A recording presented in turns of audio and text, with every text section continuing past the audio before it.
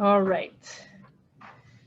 So let me tell you a little bit about me. My name is Eva Gonzalez. I am the productivity coach here in the office. I am also part of Team Data8, which is a team that my husband and I run.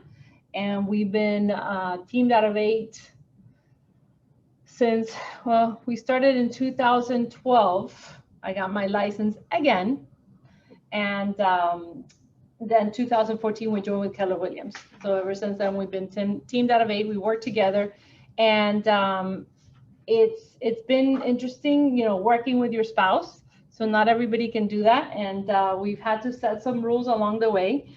And one is that we meet once a week to talk about business, and the rest of the week we try not to talk about business. I'm the one that has to try not to talk about business because I always want to find out what's going on. Anyway, so we actually, and the reason why I say I got my license again for the second time, I got my license in 1990, okay? I was working for a developer, and I was the front person, like the front Dofi, no, the receptionist. And I kept training all the other agents. Sometimes they would be late, and I would have to do their job and not get paid for the commission that I closed. I mean, sometimes I would close something, but I didn't get anything for it. And I said, no. Hold on a moment.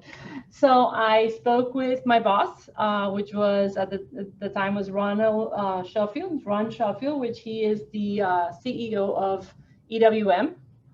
And I love the guy. And he's like, you know what? We'll pay you to get your license. So I loved it. You know, we took the course at Gold Coast at that time. Yes, Gold Coast has been around for many, many years. And I did. I got my license in 1990. Did the development finished, and I wanted to go back to school because George had just finished his schooling. So I said, I want to finish. And so I said, I'm not going to do real estate again. So I even did the 45-hour post. I had that. But after that, I never renewed it again. And it's only 14 hours. And it's the easiest thing to do. So my first advice to you guys is, you got your license, do your 45-hour post, and whether you do something or with it or not, just keep renewing every 2 years, because you never know how life comes around and you need it again. And I have had people that had, like, my license started with a 0. How cute is that? It was 0, whatever it was. I found my license from that back then.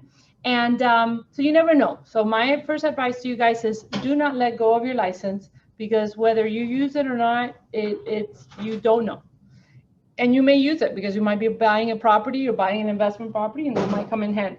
So that's my first advice. My husband and I have been cappers ever since we started with Keller Williams. To cap is very easy. You have about $2.5 million in sales, and our range is between $5 million and almost $9 million. So we always cap. That's not a big thing.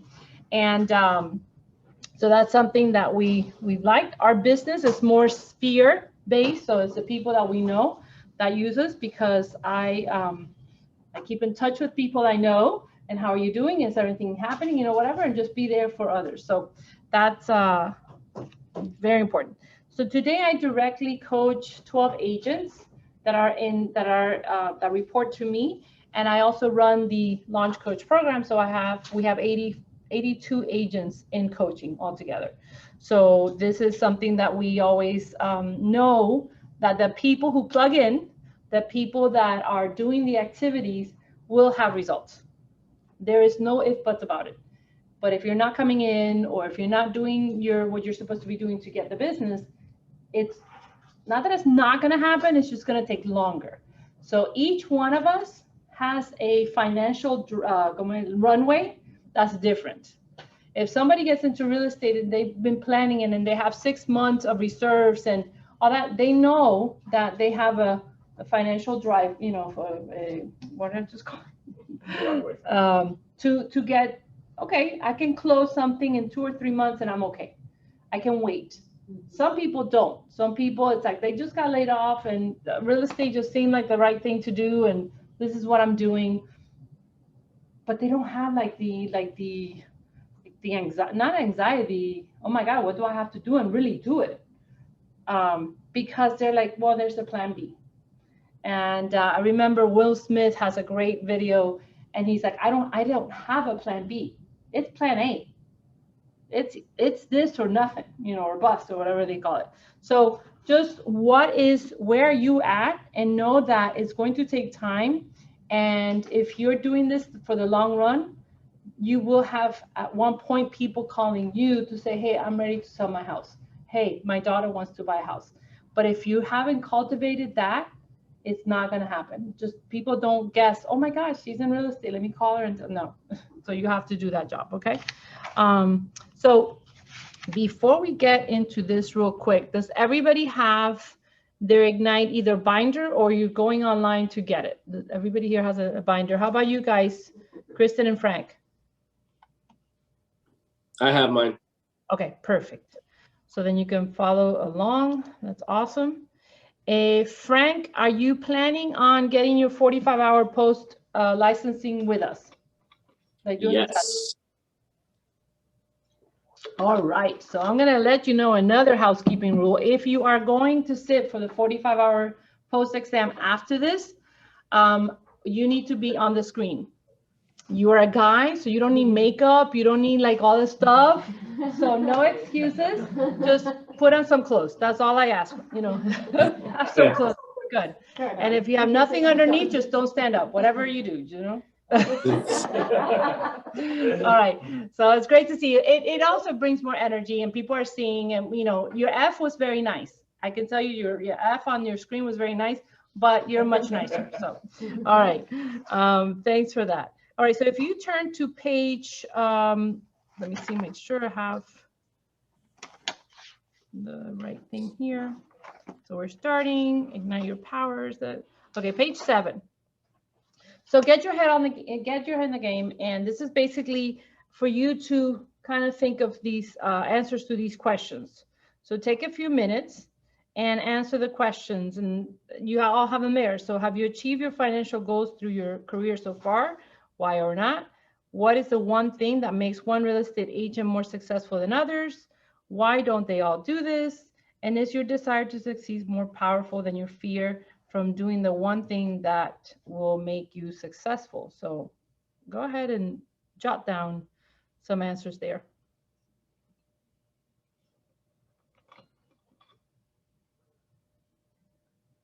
So I'm doing also the, you know, the 45 hours and do the test afterwards.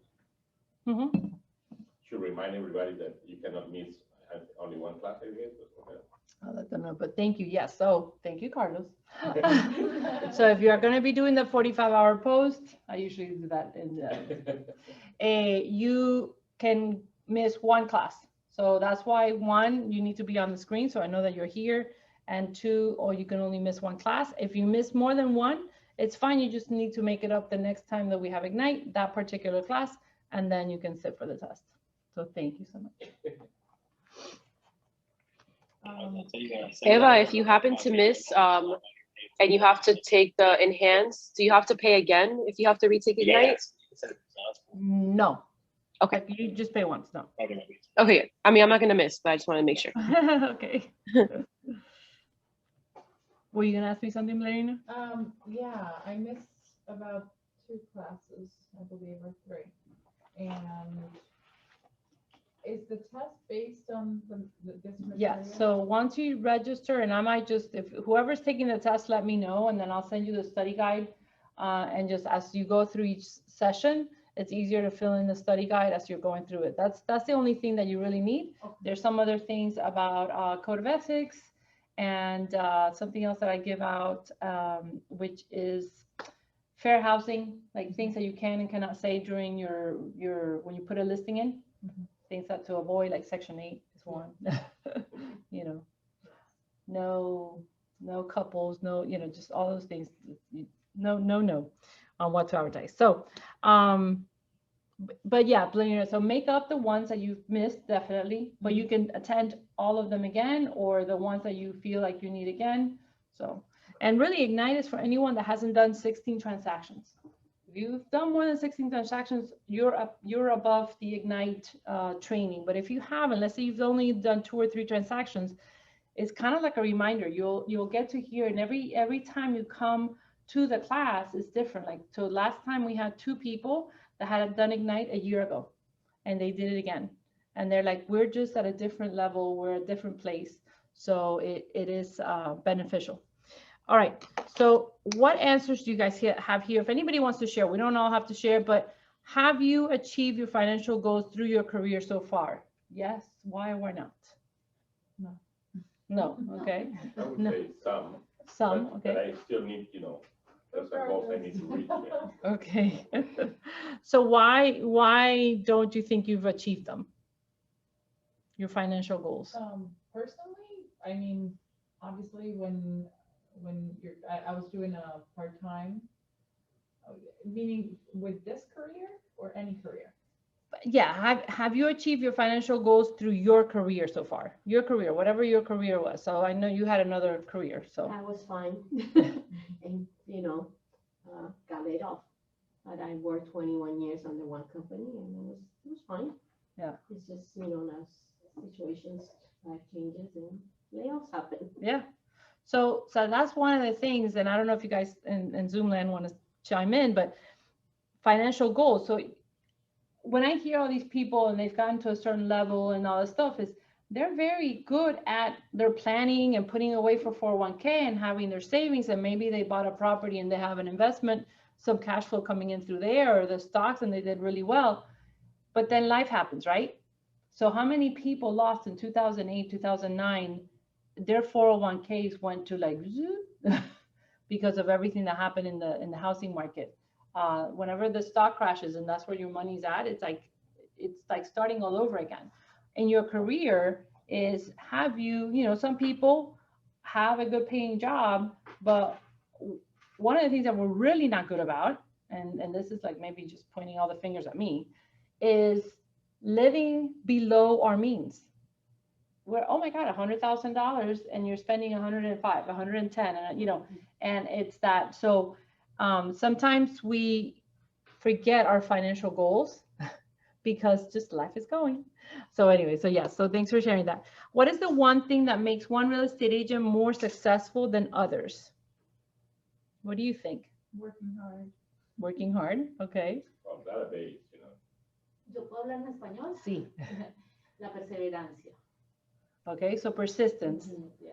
Consistency. Consistency, thank you. You guys are speaking my language. Consistency, And focusing on one thing. focusing on one thing. So what is the one thing that realtors have to do or should do every day? Lead generation. Lead generation. Okay, so I'm gonna give you a hint. Throughout the Ignite, if you don't know what the answer is, just say lead generation, you're probably right. Most of the time you'll be right. So lead generation. And that's key because if you're not lead generating, there's a quote that's gonna say something, whatever you're not doing today, if you don't do it today, you're not gonna get paid 60, 90 days from today, because that's our cycle. We're always 30, 60, 90 days ahead of whatever we're doing today, right? So if we get on the contract today, we know that there's certain things that are going to happen, and I could expect a closing in 45 days, 60 days, unless it's cash and they can close within 30 days, right? So it helps you also to figure out what business is happening, when am I going to get paid based on the closing. So if you want to close, you want to get paid every month, then 90 days ago, you should have been doing something to get paid today, okay? So that's why if I decide today, I'm not going to lead generate because I have no idea who I want to call, okay, then you're just not going to get paid. However, I have to meet a mortgage and I have to pay for this and I have to pay for that. Then you know what? I don't know who I have to call, but I can go door knocking. I can go and talk to people in the parking lot at Publix. I can, okay? So it's not the excuse. By the way, you can have excuses or you can have results, but you can't have both. So whatever excuse you give yourself, turn it into how can this help me, right? I don't have anybody to call, figure out who can I call today? It's not, I don't have anybody, it's who can I call today? Okay, I'll get off my soapbox. I get on the soapbox, I get down again. Just as long as Frank or Christine, look, Kristen is like writing away, little smile. Okay. Why don't all agents do this? If we know it's lead generation, why don't all agents do this? You're afraid or? Yes, afraid. Lack of that's a big one. drive. Lack of drive. So you don't know the why behind it, or why am I doing this? I don't know how people will react. Lack of knowledge. Lack of knowledge. They don't what I'm They sorry? don't trust the process. They don't trust the process. There was somebody consistency and came up. They don't know that they don't have the discipline. So one of the things that we will talk about today is how do we set up a schedule that we can focus on based on the also we're going to set up our goals for what we want to earn. So once we know a few things, then we can put our schedule to achieve those. Because if you show me your, like, I don't, in coaching, people's like, I don't know what's happening or whatever, it's just not happening. And I look at their schedule and like, there's not even lead generation time on the schedule. So well, I know what's happening. When are you doing your real estate job? So it's hard. The fear, not disciplined enough. They don't know, they don't believe it's important. They don't see the connection. Or they don't know what to say, etc. So is your desire, so each one of you guys, is your desire to succeed more powerful than your fear? And I love when you people said that, fear, from doing the one thing that will make you successful. Yes. Is your desire to succeed? Yes. If it's a yes, you will do it. If you're having a hard time answering that, revisit that. What is it that's stopping you? Okay. The only one I answer. There you go. So you should all said yes. So you're ready, you know what it takes, and you're powered by the conviction to succeed. So when you go to page 8 here, it has you're in business. And let me tell you, you are a business owner. So anybody that is on their own, you're an entrepreneur, you're not getting a W-2. This is a 1099 job, and you are your own boss. That's good and bad. Yeah. So because unfortunately I can't fire you, but if you were with me and I told you these are the things you have to do and you're not doing them, you would be fired. But I can't do that. And so you really have to say, am I going to fire myself? So just be very, very concise that you are a business owner and you are your own boss. So is this here, the secret is simple. It's not a secret at all. And we said it's lead generation, right? So you're in the business of two things. Like I said here, you're in the business of lead generate and the business of real estate. So when I say you are a salesperson, what comes to mind when I say salesperson? What do you think about a salesperson? Annoying sometimes. Sorry, I worked on No, yeah, it's good. A lot of time for many years, so sometimes those persons are like, what do you mean? Can do that. Annoying. So what about you guys in Zoom Land? What do you think? I said you're a salesperson, but I say you're a salesperson. What comes to mind? Gotta be creative. Someone that works base commission. Okay, base commission. What else? You are a people's person. Okay. See, we're getting some positive in here.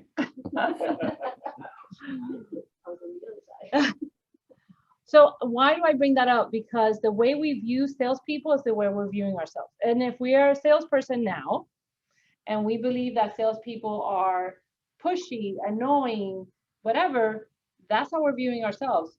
Even though we may not be pushy or annoying, like we've never done this in our lives. It's like, I wouldn't do that to anybody. That will be your first, like the game show, the X, because that's where fear comes in, and that's where fear will stop us and what we're telling in our mind. Other people are like, oh my God, they're helpful. They're there to serve others. Then they see themselves as that. So the faster you make that switch in your mind, the faster you'll be okay talking to anybody, because you're coming out of service, contribution. You want to find out what is their problem. Can I fix it? Mostly because of real estate, but if not, it could be like, hey, can you connect me with a good dog groomer?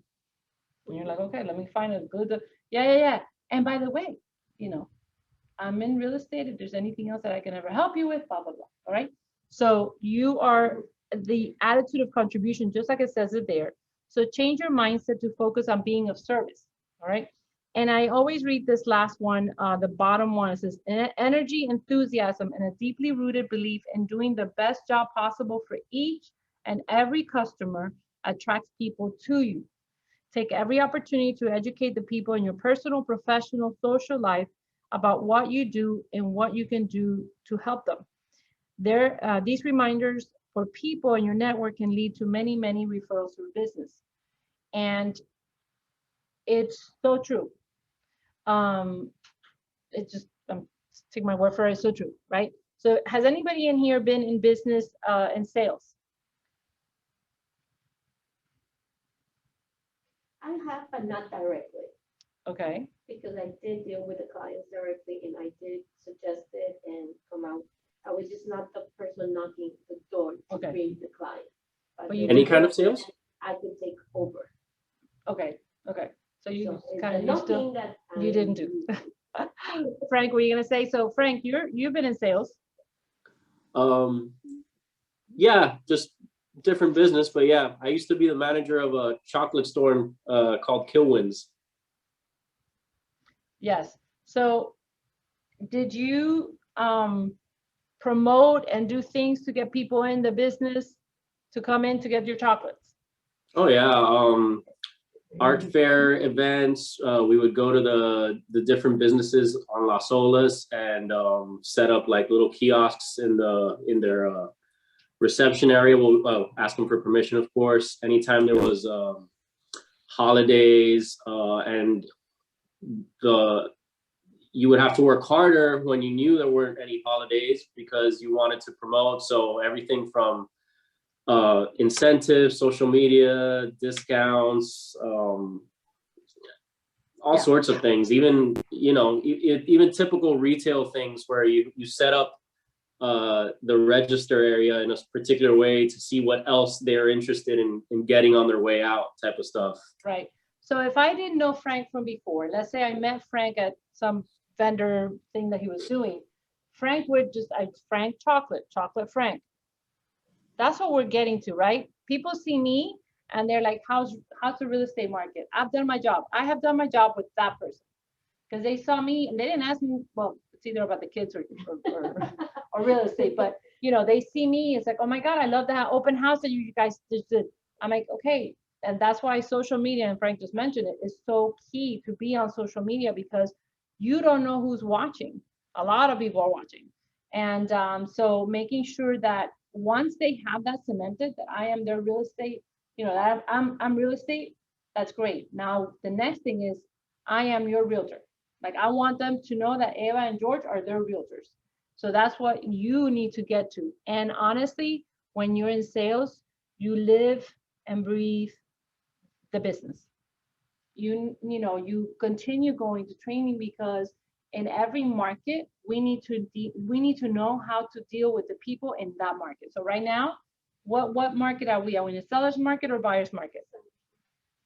Seller's market, right? So do you think it's different, right, for us when we're talking to a buyer in this market? Yes. Yes. I don't know if I asked that correctly, but now let's turn it around. Now we're in 2008. Nobody can sell their house. So it is a buyer's market. They have a better, so then we have to deal with that buyer different and with the seller. So every market, we need to learn what's happening in the market. So we're the economist of choice, we're the expert in the market. And yes, we are going to all the training. So one of the things, guys, if you are not listening, at 8 o'clock in the morning, there's a call called Pivot Shift Ahead. And it's on Zoom and on Facebook. So if you go to the Facebook group, is called Pivot Shift Ahead. And at 8 o'clock, if you sign on, it's on live. You want to see today's episode, you can see it. It's already live there. I mean, it's already the recorded, because it was live, it stays on there. And today was all about working with buyers and how do you find homes for the buyers and how you prepare the buyers, what questions you ask the buyers. So if you are working with a lot of buyers, I would tell you, listen to that. It was 20 minutes, not a long thing. Because I'm always learning little techniques, what people are doing to get their offers accepted and all that in this market. Because once this shifts, then I have to learn how to do it in the next market, okay? So just, we're always making sure that we are learning so we can provide the best value for our customers. I think that's how I see it.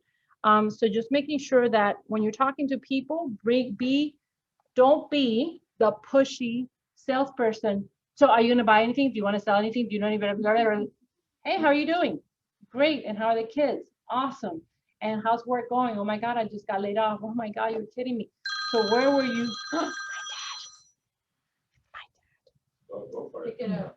Yeah. I called him this morning. He No, probably, you're- no, listen to me. I called him this morning. Okay, guys, we should all want to be retired because I called my parents this morning. It was 9:30 because it's Puerto Rico time. So it was 8:30 for me. It was 9:30 for them. We're still in bed. I'm like, oh, I want to do that. So he's fine. He probably just wants to tell me that he finally got out of bed Oh, yeah. and rub it in.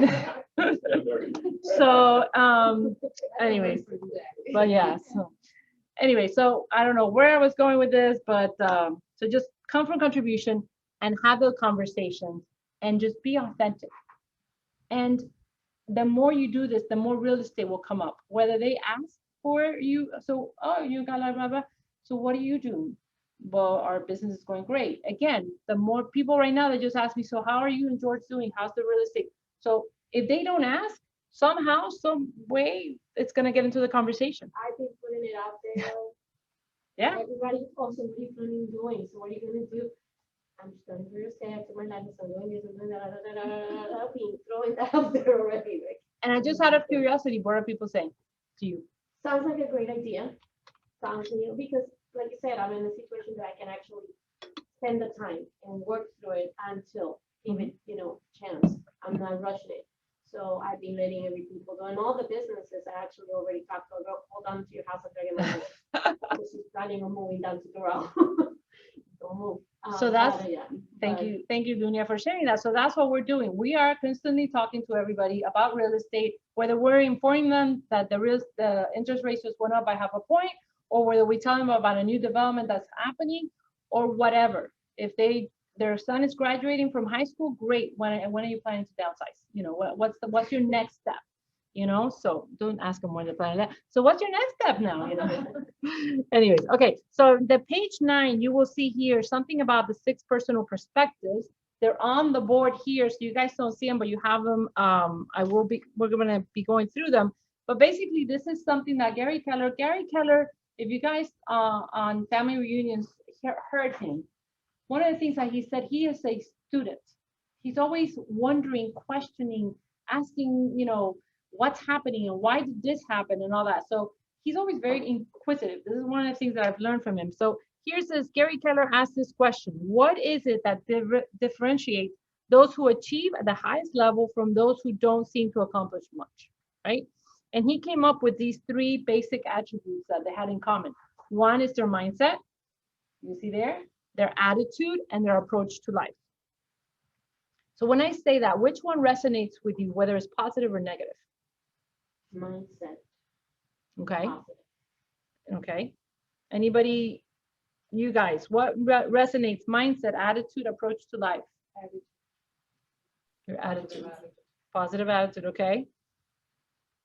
Anyone else? I think they all kind of go hand in hand. Yeah, I love how I can't really pick one.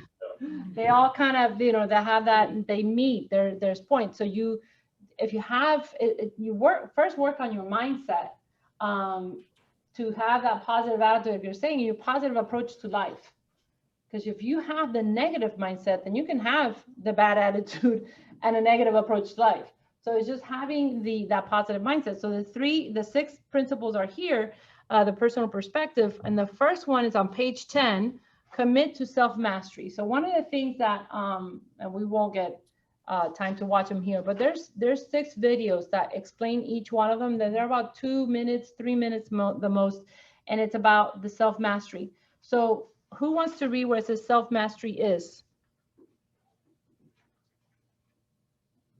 Page 10. The possession of great knowledge, skills, and habits that make you the master of you. The master of you. So you commit to achieving these, knowing your goals. Like I said, know your strengths and weaknesses, know how to work with both your strengths and weaknesses to seek and master the necessary knowledge, skills, habits to reach your goals. Has anybody here ever read the book Strength Finders? Okay, so Strength Finders, there's a whole test on it and everything. And it just basically tells you to focus on your strength and hire out your weakness. So if you know you're weak about doing something, do whatever you need to do to get the money so you can hire somebody to do what you don't want to do. Okay. So for example, and I'm just going to pick on Dunya here. So she's done some sales, but the sale already came to her because it was already made that contact and they came to her and she probably did the closing. So if she realizes that's not what she wants to do, the getting of the thing, so you will have to do it. However, you can find ways to leverage that, right? There are teams that hire an ISA. It's an inside sales agent. They're the ones that are calling to get the appointments for the agents. But you already need to do it before you can train somebody how to do it. Okay, so you still have to go through the calling. You still have to go through the contacts. And trust me, the more you do it, the easier it gets. You know, wherever you guys were at in your business world, the first day you were like, oh my God, there's no way I'm going to do this. How am I going to learn all these things? And then go a month later and you're already making the calls and doing the things. And the same thing here. Same exact thing. However, you need to commit to every day creating that habit to do the script practice and to do this and to do that. That's going to get you the results. Okay. So knowing that. It says here, throughout Ignite, you will be acquiring the skills and developing habits to be successful, moving you forward towards self-mastery. The second one is commit to the 80-20 principle. And that is just something that came, the Pareto principle is a study, but the idea is that 20% of your actions lead to 80% of your results. And it's one of the most important principles. So if you know that lead generation is what you need to do, all your lead generation activities, lead gen, lead follow-up, writing your notes, you know, having the information in your contact management system, all those things are key because the business, the 80% will come from there. And then you can see that everywhere. If you see our roster, 20% of the people are doing something, 80% of the people are kind of playing real estate. You go anywhere. There's the, you know, college players, football players, there's a 20% that's up there, and then the 80% that are just kind of, I got hired, but they're not putting the same effort than the other people are, okay? So Ignite, we identify your 20% for you, and your money-making activity is? Thank you so much. Remember? Step 3, so you move from E to P. Here it says, high achievers are always looking for the purposeful way. By doing this, they break through the ceiling of their own natural behavior. And this is something knowing what you need to do, what you need to say. And because sometimes we're doing it and but then we see a little result and then we hit that ceiling of achievement. What else do I need to do? Well, that's when you go ahead and be more purposeful. So real quick example, I'm making calls. I can make calls and real estate may come up on the conversation or may not. And I may get some leads. However, if I become more purposeful in that conversation and making sure that in every conversation I leave with, by the way, do you know anyone that's looking to buy or sell real estate at this moment? I will probably get more leads. And if not at that moment, that person goes, you know what? After we talked, my coworker told me that she's looking to buy a house. And I told her, hey, I just spoke with a friend. But if you don't put it out there, it's not in their mind, okay? So that's being more purposeful. Does that make sense? Okay, step 4, being learning-based the foundation of your action plan. So a learning-based individual is an individual who has made the decision to use effective learning as a foundation piece for their action plan to develop their life. So one of the things that you will not, let me ask you guys, why did you join Keller Williams? Unmute yourself. What's one or two reasons why you joined Keller Williams? Besides Gretel was great when she interviewed you. I kind of knew before meeting Gretel I would join because of the culture and the training. Okay. Nobody really told me. I kind of just looked into it like online, and I thought that it had the best way for me to learn. Yep. Thank you. Anybody else had that same effect, that Keller Williams is a great training company or the teaching? Yes, same thing. It was a great training company, and that's the reason I wanted to join. Yeah, same for me. I just had someone on the inside already to relay that information. Okay, so thank you guys for sharing that. And that's why I bring that up, being learning based. So it's great that we're a great training company. Does that help you if you don't attend training? No. It's not gonna, it's not gonna go through osmosis. You can't put the binder here and say, okay, I'm gonna get it. I don't need to go to the class. It's super important. We have amazing training. Actually, we have way too much training. It's like a fire hose of information. So what's the first step? Ignite. Don't worry about the rest. Don't go crazy trying to figure out other things to watch. Just attend Ignite and give it your 100%.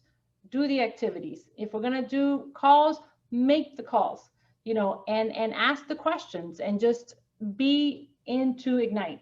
And then in the meantime, then Matrix is gonna send you, these are the classes that we're doing, and then this is gonna happen. Then you're gonna have to say, okay, which one should I do, So don't overwhelm yourself with learning. However, be a learning-based individual and take that so you can keep growing, okay? Because I'm like, there's people are doing everything, and I'm like, wait, but have you made a call? No, I'm learning everything. That's great, but learning everything is not gonna pay you. Just if it does, please tell me. Like, where do I sign up? Anyways, because I am definitely a learning-based individual. And the reason why in that video, Georgia Alpazar, she's a regional director. She has that learning-based one. She talks about the different opportunities at Keller Williams, and really not just in Keller Williams, anywhere you're at. If you're a learning-based person and you are acquiring the skills and knowledge that you need to be a better employee, that's going to be noticed by your bosses, right? But again, who's the boss here? I am, right? You are. You're your own boss. So take those trainings and everything and say, okay, how am I going to implement this now so I can be better at my business? And if it's something like, for example, I always tell people, I want to get, I love when people, I want to get into the luxury market. That's great. However, like, who's around you? So if the people around you are buying $300,000 or $400,000 homes, or is a young kid that his peers are not buying anything, anything, doesn't matter what price, then how can you expect yourself to be a luxury agent? Because it has a lot to do with the people around you, because those people around you are the ones that, this is the way I'm thinking, and you have a ceiling in the money situation, okay? Now, if you tell me I've been very wealthy, for example, or I'm married to somebody that's very wealthy, and we are the country club, and we do this and we do that, and then please get into luxury, because it's just there, So I love this. When I heard this, was from a coach one time that said, when you're thinking about marketing and who is your ideal customer is you 5 minutes ago. Do you guys get that? Why is your ideal customer you 5 minutes ago?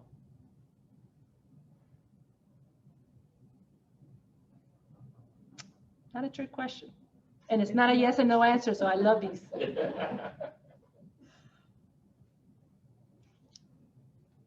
Let it sink in. I do want you guys, why will your ideal customer be you 5 minutes ago? Because we know them. Because you've been through it, and you can guide somebody through whatever you just went through. If you're a first-time home buyer, you're going to be more effective with first-time home buyers. If you have been working with a lot of doctors and that's your niche, then you're like, I know exactly how to get them their best deals, this, that, blah, blah. So, because I'm a doctor or whatever, So what is it that you can offer is you 5 minutes ago. So if that helps you, and you can relate to those people better. Like, I'm going to pick on Frank. Frank is a personal trainer. So he probably has an in with people who are working out and all that stuff, because he already has something that he can relate to them. And through that, he can go in and then help them with their buying or selling or investing in real estate. So if you're an investor, will be like people that like to invest in property. Yeah. That's perfect. So then whatever, yeah. So whatever you're doing as an investor, for example, is, okay, well, how can I attract other investors? Teach a class about investing. Teach a class about how to break into the real estate market to become an investor. Do you want to grow your passive income? Blah, blah, you know, so yeah, you can relate better because you've already done it. What you're saying right now, past Friday or something. Uh-huh. Like after we had a class with Marietta, I learned that because I've been here 2 months and I'm like, where is it? And then they taught me to tap into what I know already. And I'm like, oh, okay. I think I should do. I've been doing it. I've had a little bit of success on it. Good. So. And it's funny because that was a realization. I always tell this to people, and it might not sink in now, it'll sink in later. Yeah. It might sink in with when the student is ready, the teacher will appear. I don't know if you've ever heard that. When the student is ready, the teacher will appear. So you could hear the same thing over and over, but when you're ready is when you go, oh my God, that's such a, our kids do that. I don't know, by the way, guys, anybody has kids? My friend just told me X, Y, and Z. I'm like, oh my God, that's great. That's the same thing I told you about a week ago, but hey, that's great, you know? Anyways, okay. I regress with my kids. Step 5, remove your limiting beliefs. This is huge with that mindset, right? So where it says here, high achievers, who's gonna read that for me? Remove beliefs from their thinking that hold them back. High achievers remove belief from their thinking that hold them back. Just think of, I mentioned Will Smith, but you know, think of professional players. They have to remove their belief, their negative belief or any limiting belief, because if not, they won't be that high athlete, right? So in order for successfully develop at a higher level, you will need to clear your mind of limiting beliefs. So when you say something to yourself like, I have to be an expert and know everything before I can begin my business, I'm not valid yet, how can you turn that? I don't have to be an expert. I will become an expert. Yeah, I will, but the expertise is going to happen, right? I just need to be a professional. I need to return my phone calls. I need to show up on time. And by the way, Miami time, on time, let me just reframe that. On time is 15 minutes early, okay? So we have to get out of the Miami, Venezuelan, Puerto Rican, whatever you are, mindset. Being on time will set you apart from everybody else, okay? If you're on time, you're already late. If you're on time, you're already late. Who says that? There's somebody that says that. That conversation with my kids. So I need to be a professional, not an expert. Actually, expertise will come from doing it, all right? I don't think I can achieve a profit goal that will fund my life this year. How can you change that? To work hard and try to achieve it. Yeah. If I track my goals, if I do the things I have to do, I will achieve my goals. And by the way, that limiting belief, I don't think I can achieve. I always go back to the quote that says, if you think you can, you can. If you think you can't, you can't. Either way, you're right. So it really becomes a choice of what I'm going to do. Okay. And then because I'm in the business will come to me naturally. I don't need to devote 3 hours each day to lead generation. I need to devote. If you do that, it's like you're waiting on other people's lives to come to you and their time. Okay, well, I don't know about you, but your mortgage company is not going to say, I no, don't worry about it. Pay me whenever you get, you know, it's okay. I understand. No. When you're ready. Yeah, no. So that having that consistent business will fund my life, will fund my life. And that's only going to happen when I'm doing this every day. The business will come to you, by the way, but you can't rely on that. Okay. So on the 6th one is, and this is a big one for me, is being accountable. An accountable person says, everything in my life is a result of my choices and actions. I own my life. And that is so hard for so many people. But you have here in Keller Williams, and if, it's or anywhere else, if you want to, for example, and Frank, can I keep on picking on you? So Frank is a personal trainer. Frank would hold me accountable if I wanted to go train. Your personal trainer? He's not. I should get a personal trainer. We'll talk, Frank. So it's who do you have around you that can hold you accountable? when you have a goal and you say, kids, after I close 5 deals or whatever it is, we're going to go to Disney. Do you think those kids are going to remember that you said that? Oh, yeah. Oh, yes. Every day. Did you close the deal? Did you cut the deal? Ask George Gonzalez. He did that one time. We did a whole chart, and he had to tell them every time he went on a listing appointment. And if he got the listing, this is closer. We had a Disney picture. So just be careful when you tell your kids you're doing something, because they hold you accountable. So one of the tools that we have here is the 4 conversations. Excuse me. So if you've been in the team rally, Marietta always puts it up here, and it says appointments, a taken, your money goal, and then closed, and then the money goal. So that's something that if you know this is the amount of money that I need to make for the year, that I want to make for the year, I have to go on so many appointments, take so many listings or buyer agreements, and close these many for this amount so I can have the money and fund it, right? So that's a way to, once you figure out your goals, then you have that to hold you accountable. Now, on page 14 through 17, you will see certain things. So getting the most out of this experience. And this is something that it's some people might find it silly, but some people are prisoners when they come to a class. Ignite, if you know that you have to do this to be able to pass your 45-hour post, or this is the one that they told you we have to complete this in 90 days, you might become like a little prisoner, like, oh my God, I have to be there.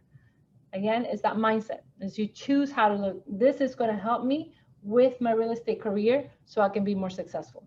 The vacationer, whatever, but I want explorers here. So I think we're all adults, and we have here, it says, I would like somebody to read the first one, then somebody else to read the second one. So what's the explorer do? From the beginning? Listen attentively. Oh, no. Yeah. Listen attentively, then participate fully in discussions and exercises. Okay. Somebody in Zoom. Ask meaningful questions. Wow. Go Right? ahead. You guys can do it together. And contributes compelling ahas. All right. The third one. Go ahead, Frank. On time and returns Promptly from breaks. From breaks. Perfect. Good job. Oh, so that was my English. No, Your English is great. Thank you. What else? The next one? Adopts a posture of Acceptance. Perfect. The other one? Take notes in their manual for future reference. Yes. And that's key, by the way, when you guys are listening to all these other instructors, they will give you like real life experiences. It's like, oh my God, I remember this guy said to do this if this happens. So take notes. And the last one, respect the different learning styles and opinions of others. I love Adriana, right? Adriana Patricia. That you say your English is not very good looking, like Celia Cruz would say. Listen, don't feel that way, because you're blessed. You know more than 2 languages. You know the 2 languages, right? So we're good. Marina's the same way. So you are ahead of a lot of people. So just own it, girl. All right. And by the way, a lot of people like the accent. So work it.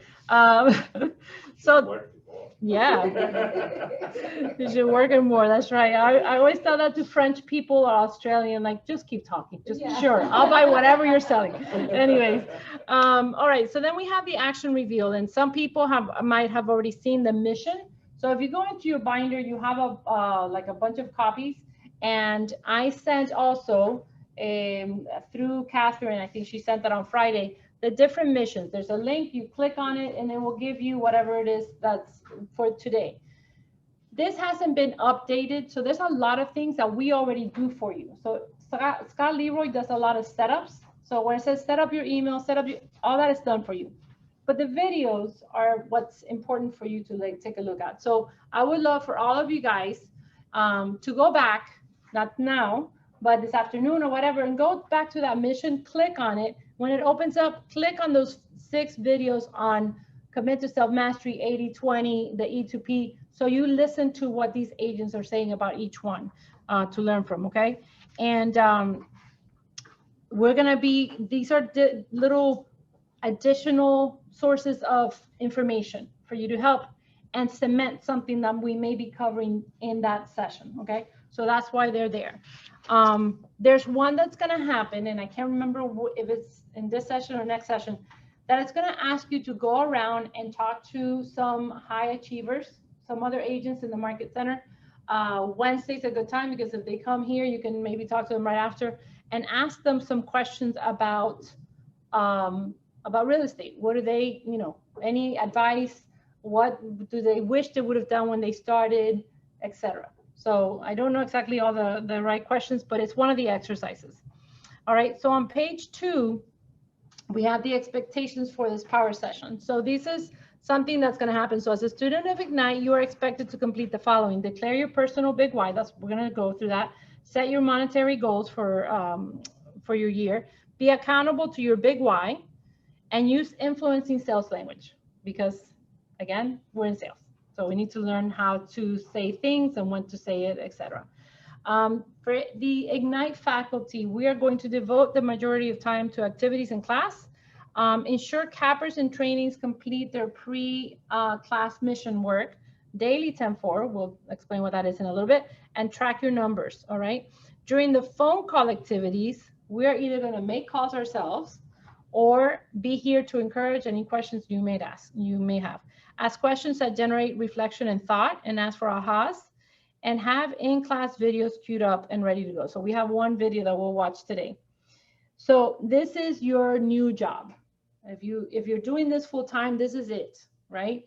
And you have to make sure that everything that I'm going to be giving, today's class is very foundational. We're going to go through some things, but there's some things that this is it. Once you know your big why, once you know how much you have to make, and we're going to go and set up the schedule to be able to do that, and who's going to hold you accountable. There's a lot going on this session, is just taking action.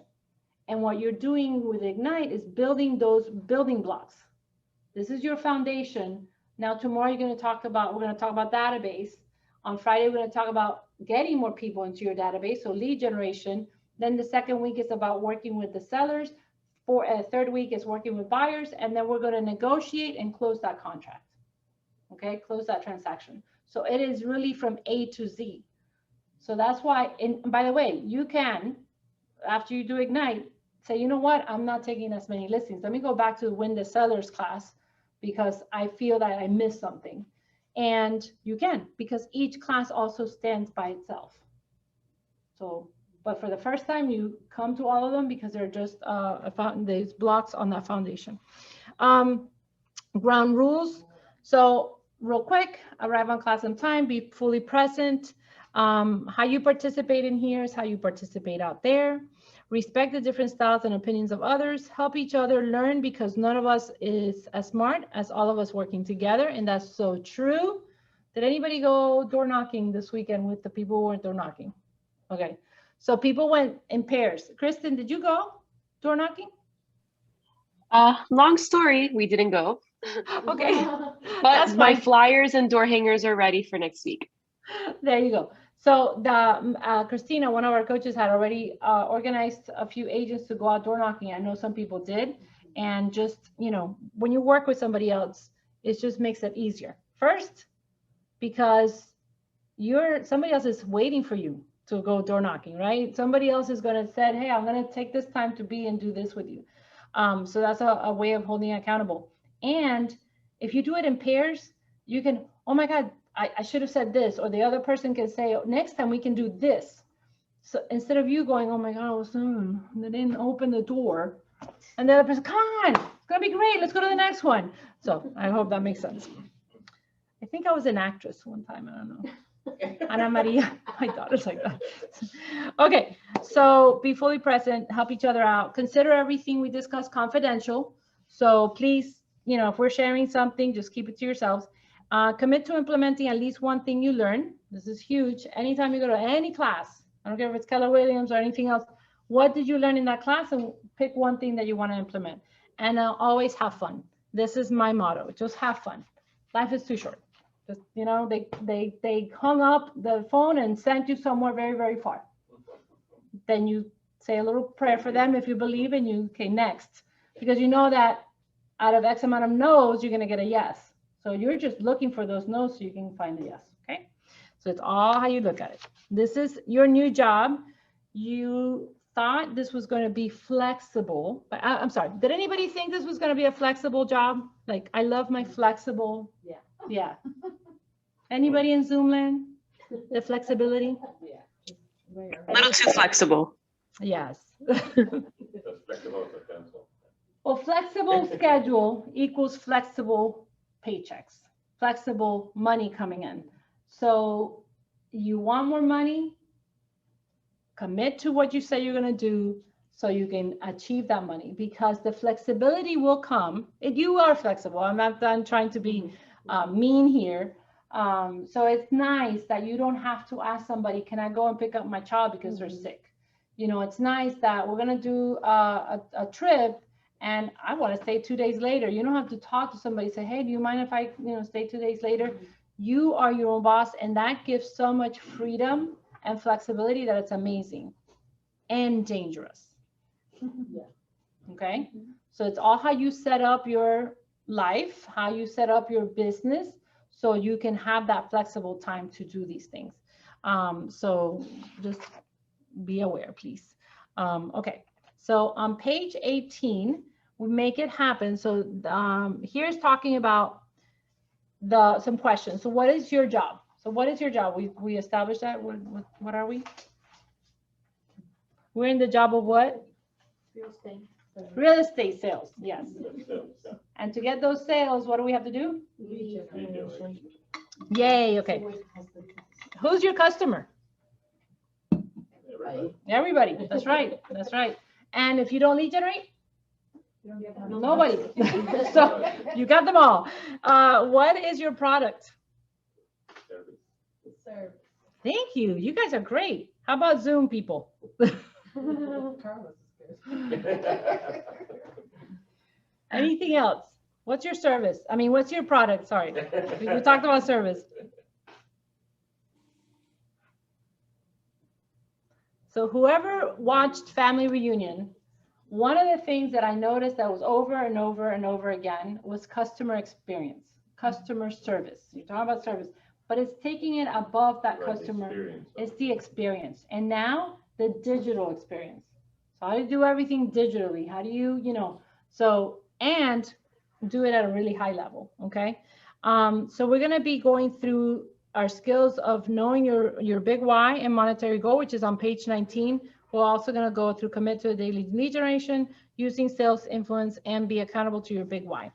So what drives you is not only your mindset and attitude, but what you're passionate about. Helping people. Awesome. Awesome. So Blarina just said helping people. So what stirs your soul? What are you in this business? Why are you in this business? And what do you hope to achieve for yourself and your family? So all those questions are key to answer to know what your big why is. Okay. And it says here in the passion for your big why, anyone can achieve the goals set in this course, but not everyone will. Very true. The journey requires discipline and a commitment to follow models, systems, and a schedule every day. You might want to underline that every day. Highlight it, circle it, put a little star around it. If anybody did their test on Gold Coast, my teacher kept saying that. Put a little star around it. What that mean? It was going to be on the test. Anyways, so that's every day. And I love the visual in the bottom of that page. It says passion for your big why plus following the models plus time task over time equals success. Okay, we're teaching you the models, and I'm going to tell you what you should be putting in your schedule, but I'm not there to see if you did it or you didn't do it, right? So that's where we come into play, and it's every day. And the sooner you do that, the sooner you will be starting to see some business. So on page, let's see here, 20, top agents can articulate their big why, and you will be able to as well. A big why is what keeps them going when they're tired, bored, or disappointed. It's the spark that ignites their way every day. What do you think it says bored here? Why would you get bored? Is it doing the same task every day? Because I'm telling you guys to do the same task every day. Oh my God, que paquete. Like, really? I have to do this every day? Yes, every day. And then that every day have something. What's your big why? Why are you doing this? So to have your financial success, to build your own business, to have a bigger life through your business, whatever it is. So I want you guys to close your eyes real quick. I'm going to read this because I think it's all amazing. So there's a part that you put a year from now, right? So you write down the date 12 months from now. So today is March 1st. Happy March month. Now imagine this. Today is March 1st, 2022. Your business is thriving and your life is everything you've dreamed of. Your customers rave about the experience and value you provide and think of you when they have a real estate need. Your family and friends are so proud of your success and are constantly referring business your way. You are helping others live their dream of owning a house because you have focused on helping them get what they desire. You are building the foundation and momentum for your entire career and gaining relationships and experiences and the income you desire. You are the top agent in your market center or rookie of the year if you're new. You're poised to hire a part-time assistant to handle your 80% while you take care of the 20% that grows your business. You are on the path to build a career worth having, a business worth owning, and a life worth living. Do you believe that can happen in a year? Yes. You guys believe that it can happen in a year? I got one head. Yes. Thank you. Got Frank and Dario's just looking. Dario is so patient. Look at that. The guy just doesn't move. He's amazing.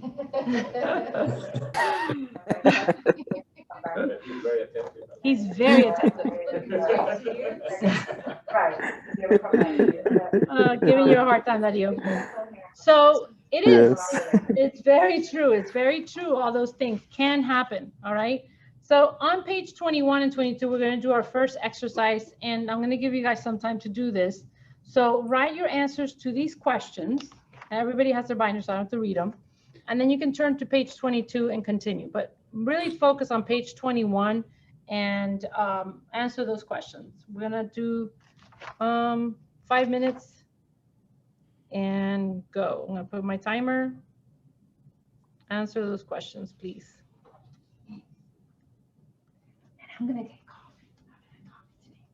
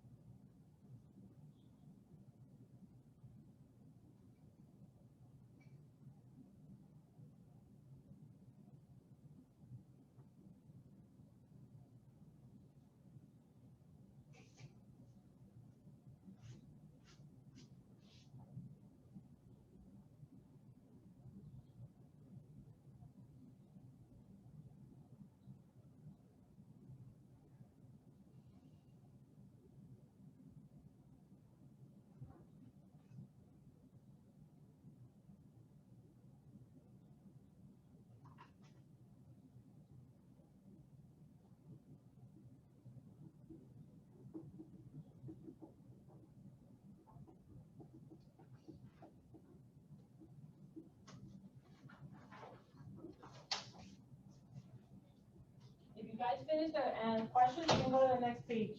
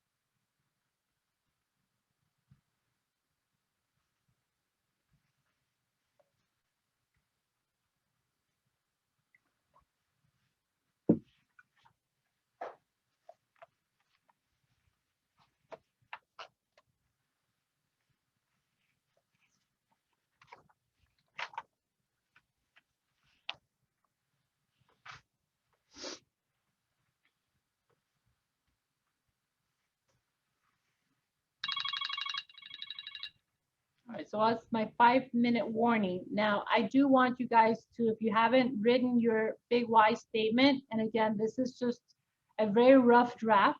So after you finish answering your questions, on page 22, you have from your answers on the previous page, write one statement that summarizes your big why. So if you haven't done that, do that.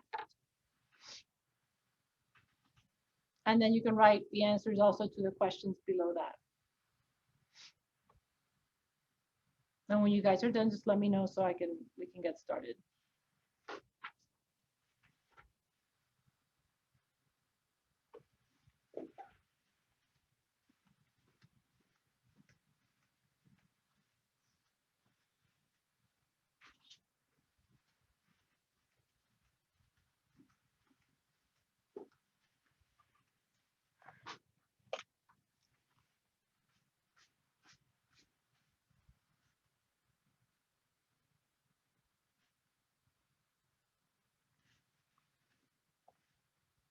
Thank God that Kristen wrote down her name, her last name on the thing here. Dominkovic. That's correct. I think it's Polish. I can't remember what she had told me. Yeah. I will have to end at CK. I don't. We can ask her when she comes back.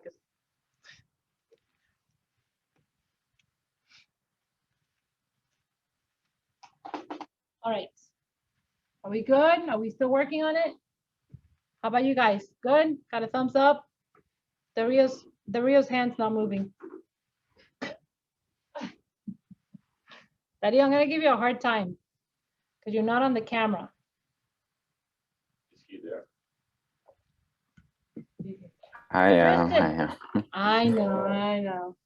Kristen, I heard you. I had my headphone on, but I couldn't respond because I had it muted over here. so what is your last name is from where? My dad is born in Austria and my mom's from Chile. Austria. There you go. Do you speak Spanish? What's that? Do you speak Spanish?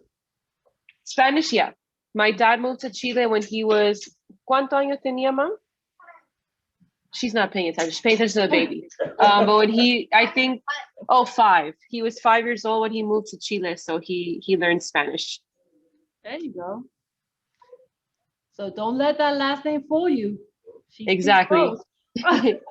Fluently. So don't talk bad about me. That's right. That's right. Like, you don't take But that I might have Eva's last name by the end of the year. So Ah, yeah. These Swedish companies, Tetra Pak is a huge company, the one that makes the cartons, like for the milk and stuff. Okay. And, well, the CEO, he was actually born in Peru. His mother is Peruvian, so he speaks perfect Spanish, but his father was Sweden, so he just was like a Sweden guy, really tall, speak perfect Sweden and all that. And when he would go and visit Latin America, whatever, he would go and start speaking, Sweden or English, not a single word of Spanish, until half of the meeting. So half of the meeting, they would just turn into Spanish, perfect Spanish, and people go, oh. Oh, that's a tactic, right? Yeah. All right, guys. So your big why. So who would like to share? And I'll share mine.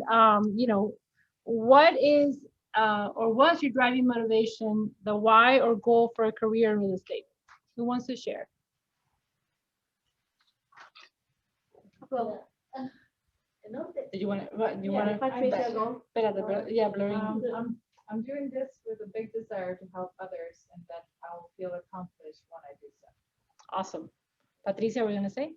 Bueno, yo cuando vivía en Colombia, yo todo el tiempo vendí propiedades y la satisfacción que uno siente no solamente que la persona se sienta feliz con lo que compró o cómo vendió, es como esa asesoría, que ellos confían en uno. Eso a mí me hacía sentir como muy orgullosa de mí misma.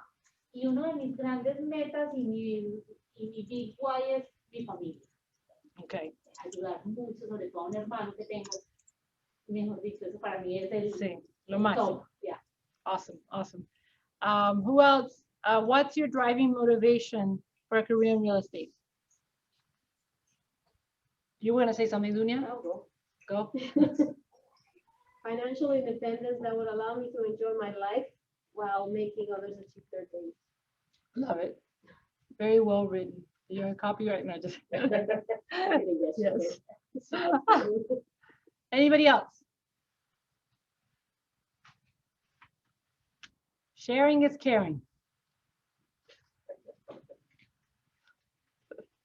All right, so for me, it was to build a business with my husband and something that I can leave as a legacy to my kids if they wanted to do that. So I wanted to always have our own business because that gives them something, a choice that they could have.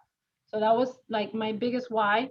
I am a person that gets up just because there's a full day ahead. Like I don't need, it's funny, I don't need a big why. This was so hard for me to do this exercise because like, what do you mean big why? I just get up because I have to get up and I have to take care of the kids and I have to be at work and I have to do whatever I have to do to bring, to achieve what I need to achieve for the day. I may be a weird bird here, but however, a lot of people, and it has helped me because sometimes, not that I get bored, because I have fun and this is a game, guys. It's like, okay, I'm gonna lead generate today. Let's see how many no's I get. Let's see how many people hang up on me. Let's see how many great conversations I have. Let me see how many opportunities I'm going to find today. I look at it as a game. And the funnier the calls are, the more fun I have. Okay. One guy told me that I was calling the White House. I was like, wow, is Obama in? Like, can I talk to Obama? And the guy started laughing. No, this is not the White House. I'm like, oh, really? I didn't say that, but have fun. So what will achieving your goals? Yes. Sí. Tú estabas diciendo que para mí esto es difícil porque a veces el big why no solo es el dinero. Es funny porque cuando yo digo que tengo la licencia de todo el mundo, oh my God, te vas a volver millonaria. Bueno, sí, rico, pero es como más porque a uno le gusta, pues a mí me encanta. Yeah. Es como que voy a ser feliz, soy feliz haciendo lo que, y eso va a traer lo demás. Right. O sea, no solo es el dinero, no siempre se necesita, el big why no solamente tiene que ser el dinero. Yeah. So Adriana is sharing that the big why is just the sensation of helping somebody and having that satisfaction. And when that's your passion, you will have an amazing career. And because that's your passion, you will, just because I know you're a people person, just from the things that you're saying, there are other things that you won't want to do that are still part of your business. So that's why I'm saying you hire your weaknesses.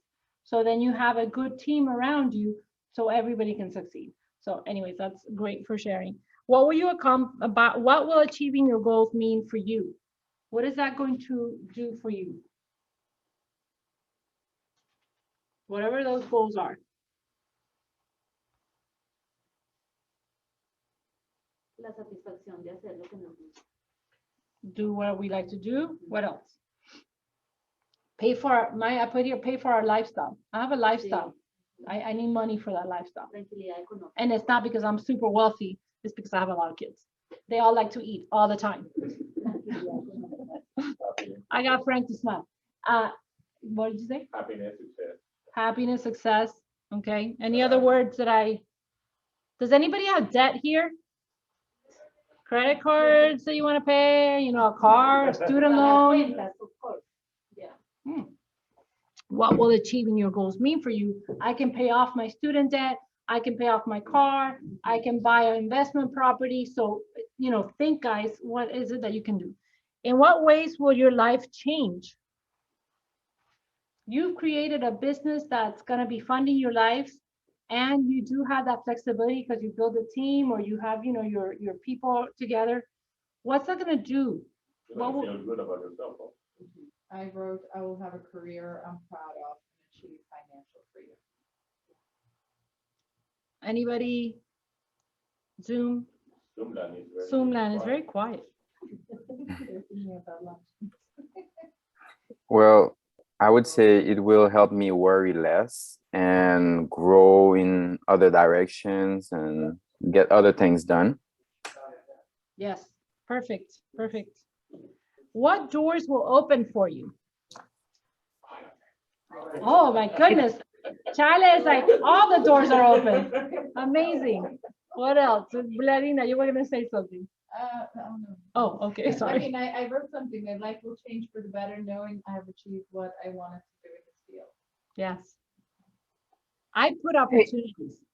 Go ahead, Kristen. I wrote, I put all the doors I've closed myself.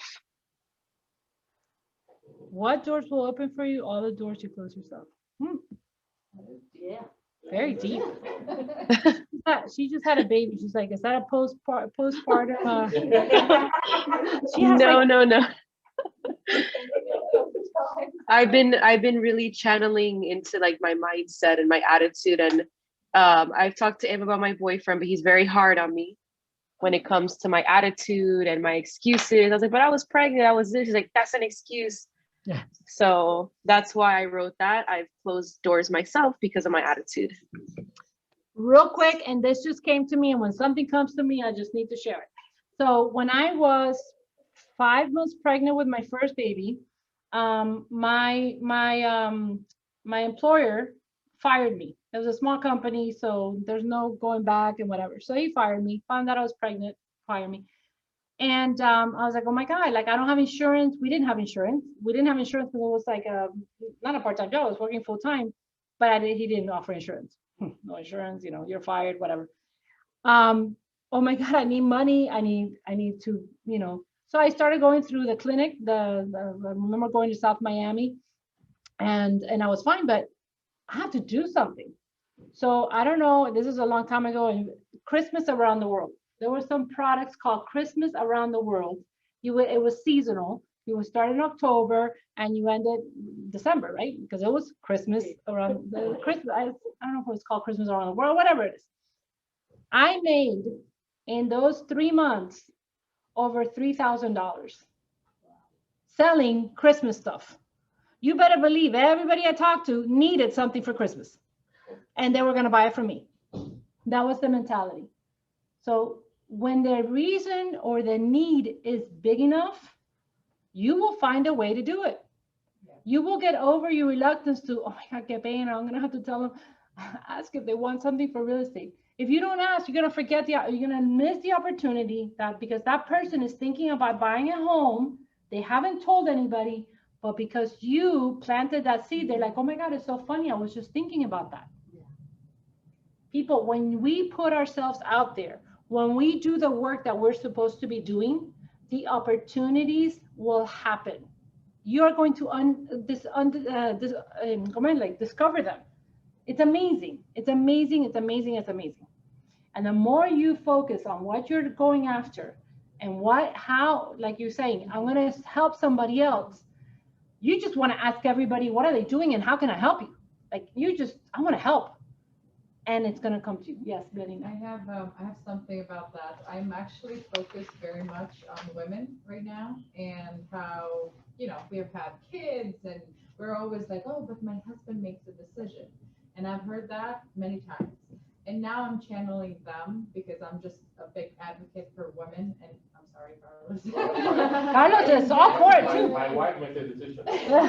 I'm going to put you at some point, but I'm like, listen, how about you? Like, have you ever thought of investing? You yourself. And they're like, oh my God, I never thought of that. And I'm like, listen, financial freedom for women, I've been divorced and I was with nothing.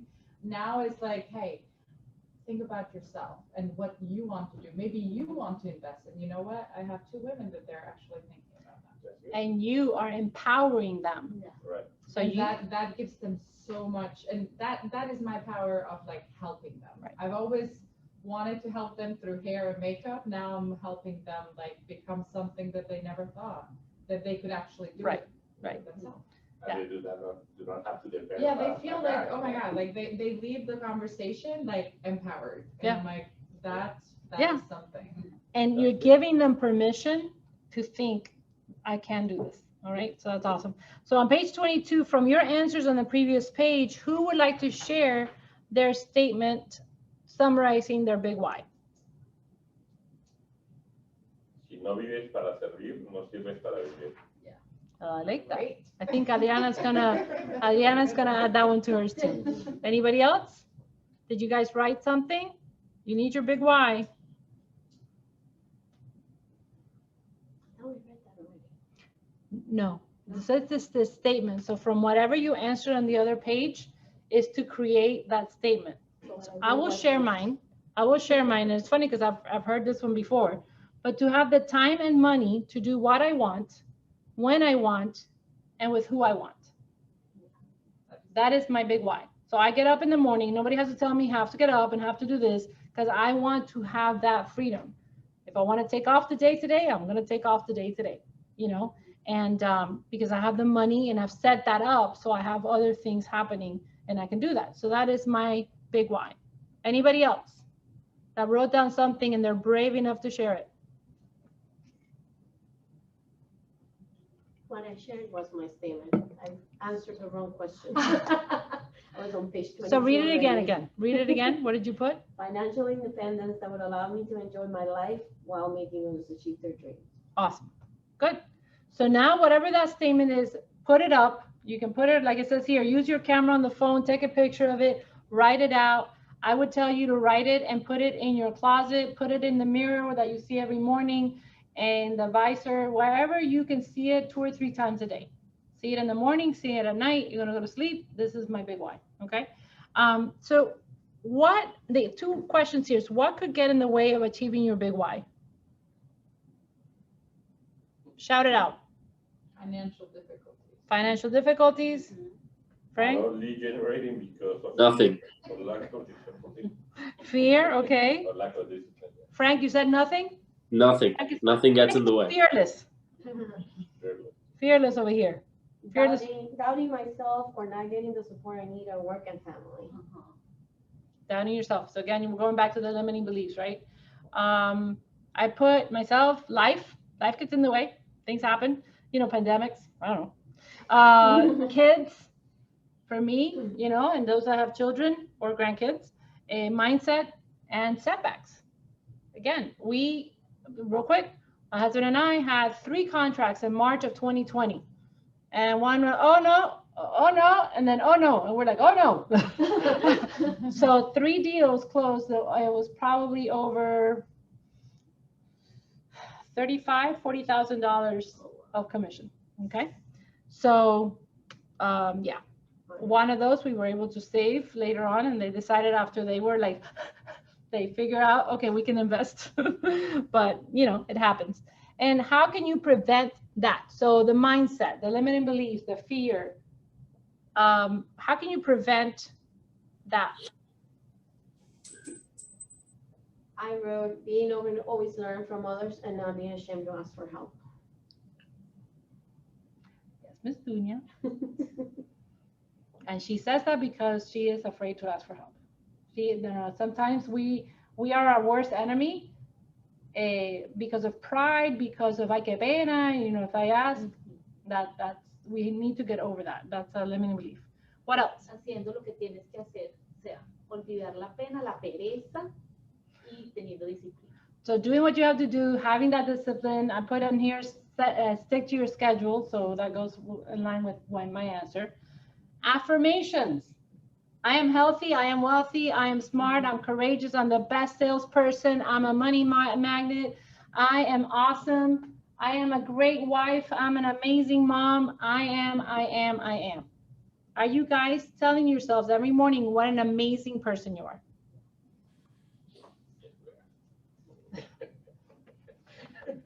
Okay, huge. And if you don't believe it, do it even more, because you know, it's that, you know, when I'm having the doubt of anything, whatever it is, I am awesome at whatever that doubt is. And my mind fights me. This lady, or, you know, you're like looking yourself in the mirror. No, and I go back and I say it, whatever it is, right? So just make sure that reach out to people and ask for help. You know, say your daily affirmations. I have one that I say in the morning and I say at night. And sometimes when I wake up in the morning, I, you know, wake up, today is going to be a great day. I clap and I get out of bed.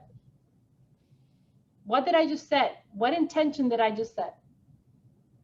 Today's going to be what? A great day. Yeah. A great day. Things are going to happen. Life's going to get in the way, kids, you know, all that stuff. But for me, today is going to be a great day because I'm going to make it a great day. We have that choice. All right. So on page 23, we're going to do our monetary goal. And if you had the binder before, you might have already worked with this. So what is your monetary goal, annual, and what's going to fund your perfect life, right? So you guys all know your expenses. You know, add some more money there for business expenses. What is it that I want? Do you want to take a special trip next year? Hopefully after everybody gets vaccinated. You know, do you want to invest in real estate, and what does that look like? How much money do you need to have? Is it 50,000? Is it 80,000? Is it, you know? So add all those things, and that's your monetary goal for this year, right? So take some time to think of that number, because then we're going to figure it out.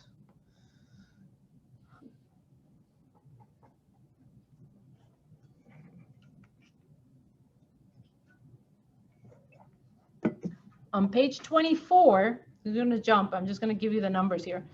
So the average sales price in this market center, just because I have it written down, it's higher now, but we're going to leave it at 300,000. So put 300,000. Average commission rate is 3%. With the way things are going, 2.5, but again, I have it as 3, so leave it at 3. You know the math, wait. Yep, it's already there. En la página 24. So page 24, average sales price, 300,000, average commission rate, 3%. And then that would be an average commission of $9,000. Okay. For this is where it says your market center, and Dunya, I'll explain this to you later. The GCI times 30%, your cap is at $22,000. So the cap for this market center is $22,000. The royalty is 6%. So that's 3,000. So the total cap is 25,000. Once you meet that cap, you are at 100% for the anniversary year. So the cap is 20 or 25? 25. So the market center, you see where it says your market center? That's the one I'm going to. So 22, the total is 25. So when you are looking at how many transactions do I need to reach, to reach my monetary goal, go to, and I will do this on here because I can. Go to page, I think it's page 27 for some of you guys. I don't know. The one that has the annual, the exercise one. What page is that? 26. 26. 26. Yeah, that. Yeah, 26. Okay, so go to page 26. And you're gonna put your net GCI goal. Whatever that is. I'm giving you an example, but this is just whatever you guys come up with, okay? So 250,000. The cap, so you're gonna put 25,000. So the GCI, gross commission income, which I always like that. Your gross income is gross because then they take the taxes out. So gross commission income is A plus B, which equals 275,000. So whatever your number was, plus the 25 equals GCI. If our average commission is $9,000, then you divide that, right? And 9,000 to 275, and that's going to give you the amount that you need to close a year. In this scenario, it's 31 sales. Team out of 8 wants to do 36 this year. Because we like that number. 250 is a pretty number for us. So you divide the 275 by the 9. Right. So that's going to give you how many? That's number 1 in this exercise. The second one is, what does that look like each month?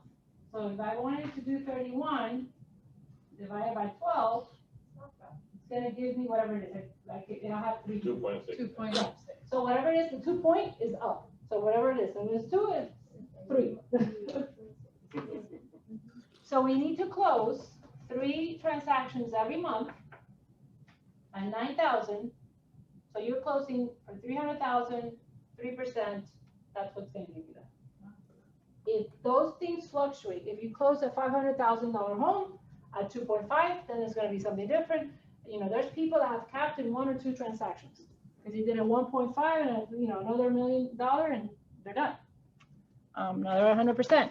If you're doing a lot of rentals, good luck. You will never cap. Just saying. So did everybody get a number?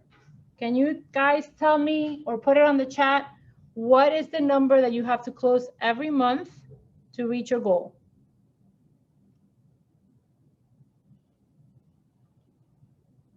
Yeah, what is?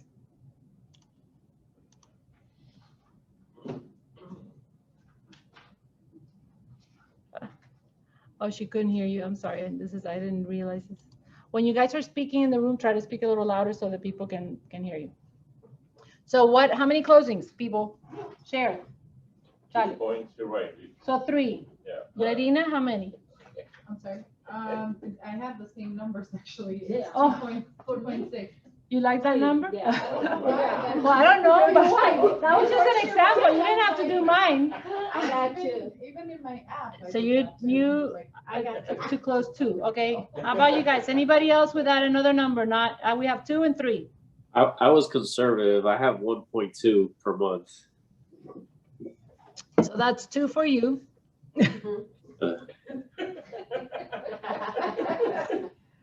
It's still 2. I have an Go ahead. from this. Okay. Because I was always like in my mind, I just take everything in and like, oh my God, how much am I gonna make? How am I gonna do this? When you broke it down, I'm like, it's 2.5 or 3. It's doable, you know? Mhm. But even if I put my goal a little down, I have tried it in the past, it's still 2.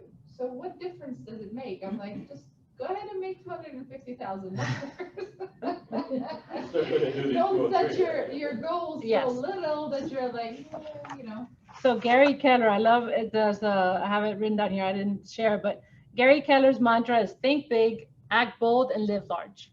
Yeah. You think big, so keep it at the 250. That's a big goal, right? And you might be, not you, you're good, but your mind's probably laughing. Laugh out loud. So yeah, lady, right. But you act bold. What does that mean to act? So you know your big why. How do you have to act bold? Fearless. Fearless. Frank is fearless, so he's got that check. What else do we need to do? You mentioned something. We talked about the schedule. What? El calendario, o sea, lo que tenemos que hacer. So if, not if, it's three a month, right? What do we need to have in our schedule and commit to every day to get that? Lead generation, practicing, getting better at our craft, making sure we have our things ready, because when the opportunity shows up, you want to be ready. Yes. Oh my God, I'm so glad you called me. We're moving out of Miami. There's no way. Yeah, I'm selling my house. Can you help me? This is not the time to go. You can, yeah, of course I can help you. How about we meet tomorrow? What time is good for you? 6 or 7? Right. 6 o'clock, perfect. Then you hang up and you go, and you call, but that will get less when you know you already have your listing presentation. All you have to do is a comparable market analysis, and maybe that's not the neighborhood that you know. So do a little bit of research. What's happening in that neighborhood? Is it a high turnover, or nobody leaves the neighborhood? What's going on? And honestly, right now, people, it doesn't matter, because everything is selling. If the house is not even well priced, but if the house is well priced and is in good condition, it's selling. If it's not in good condition, then you just have that other hurdle to go through. But it's that mindset that I'm going to do it. It's 3. To get 3, how many appointments do I need to go on? Okay, so let's say that it's 50-50, and I need to get 3 listings. Let's just go for listings. I get 3 listings because I want to close them, right? I'm going to have to take 4 because they may not all close. But to get 4, all right, and I am at a 50-50, how many appointments, listing appointments do I need to go on? 8. So every day I need to be asking to meet with somebody that wants to sell their house. That's easier said than done. I mean, I don't want to discourage you, but it is. You know, you have to make a lot of calls. You need to be knocking on a lot of doors, posting on social media, whatever it is, to lead generate and get those leads coming to you. There are ways of doing it. It's just you need to put that bigger effort. Okay. Can that happen? Yes. There's a rookie panel that whenever you guys join, I send you things that you should be doing. The last one, it says rookie of the year or something, and it was a rookie panel, and they had a person that closed 12 deals, so she closed one a month, another guy that closed 20 something, and another guy that did over 30. It can happen. It can happen. You just need to really be focused on the activities. Some people say, you know what, I am not going to stop calling until I schedule an appointment. And there are people that call the whole day. You know, I'm not going to stop till I list, you know, you might have to list your house once or twice until I take a listing. Anyways, okay. Anybody else have an aha with that exercise? That is a big aha though. That it's not, it's more doable when you put it monthly. And you can actually do this maybe in less transactions if you have higher, you know, perhaps you have a $500 or $500,000, right, and not a $300,000. Right. So. Yeah. So on, remember what I said, for every day that you don't lead generate, 90 days later, you can expect no money. So you don't want this to happen. So we do the activities. So on page 27, you have the commit to daily lead generation. And it all depends. They always say the 3 hours, and the 3 hours doesn't mean you have to be on the phone for 3 hours. It's having your call list. It's making those calls or texts. Is following up with a text or a card, something like that. So here it says real estate. This is kind of like what you do. So time. It all takes time, right? time to lead generate, time to go on appointments, time for an agreement, time to do contracts, and time to close. Equals Yeah, 90 even days. Not calling, but texting. Yeah. If somebody's not picking up the phone, I call always. If they don't pick up the phone, hey, fulanito. Yeah. Yeah, that's how I do it. Some people like text because they're afraid of the phone. They're still gonna have to call eventually. Is this people that you know, or you're just? Oh, no, people that I know. No, yeah, people that I know. I can, right, call somebody, like, let's say that I'm doing an open house in a neighborhood and I'm circle prospecting and they're not picking up. Hey, you know, my name is Eva Gonzalez. I'm a local realtor and I'm having an open house and would love to invite you. It's down the street. And it's just, you can text them. Yeah. That's it. Because you're not selling anything. You're letting them know of something. There's something different. When they do not call is when you're selling. You're asking for a sale. Okay. I'm giving information. All right. So this thing here, and I don't know if it's the funnels here or not. Yes, the funnel's coming, so it'll come up. All right. So on page 28, how long on average does it take to get a buyer or a seller to sign a contract?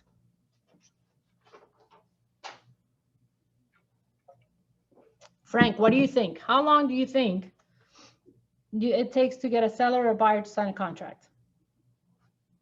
It all depends. It all depends. Okay, remember the scenario? I want to list my house. Can we meet? Yeah, let's meet today. Perfect. Can I have somebody sign a listing agreement today? Yeah. One day. Yeah. Okay. Sometimes, yes, but, Yeah. Or 2 days. 60 days, more or less. Like, you know, it doesn't matter, depending on how much time they're putting to that lead generation and getting those appointments. So the faster you get in front of somebody and it's a motivated seller or buyer, the faster you're going to be getting that agreement signed, whether it's a listing agreement or a buyer broker agreement. How long does it take for a transaction to close and for you to get paid? 45. 90 days, 45. Do I hear less? 30. 30, yeah. So it all depends on the market, really. It all depends on the transaction. I've said if it's a cash deal, it could close sooner. It could be 30. It could be 30, it could be 3 weeks, it could be 90 days. If There's some, a lot of cash buyers now. You can make it. yeah, coming out of the woodworks. Anyways, so yeah, it depending on the market.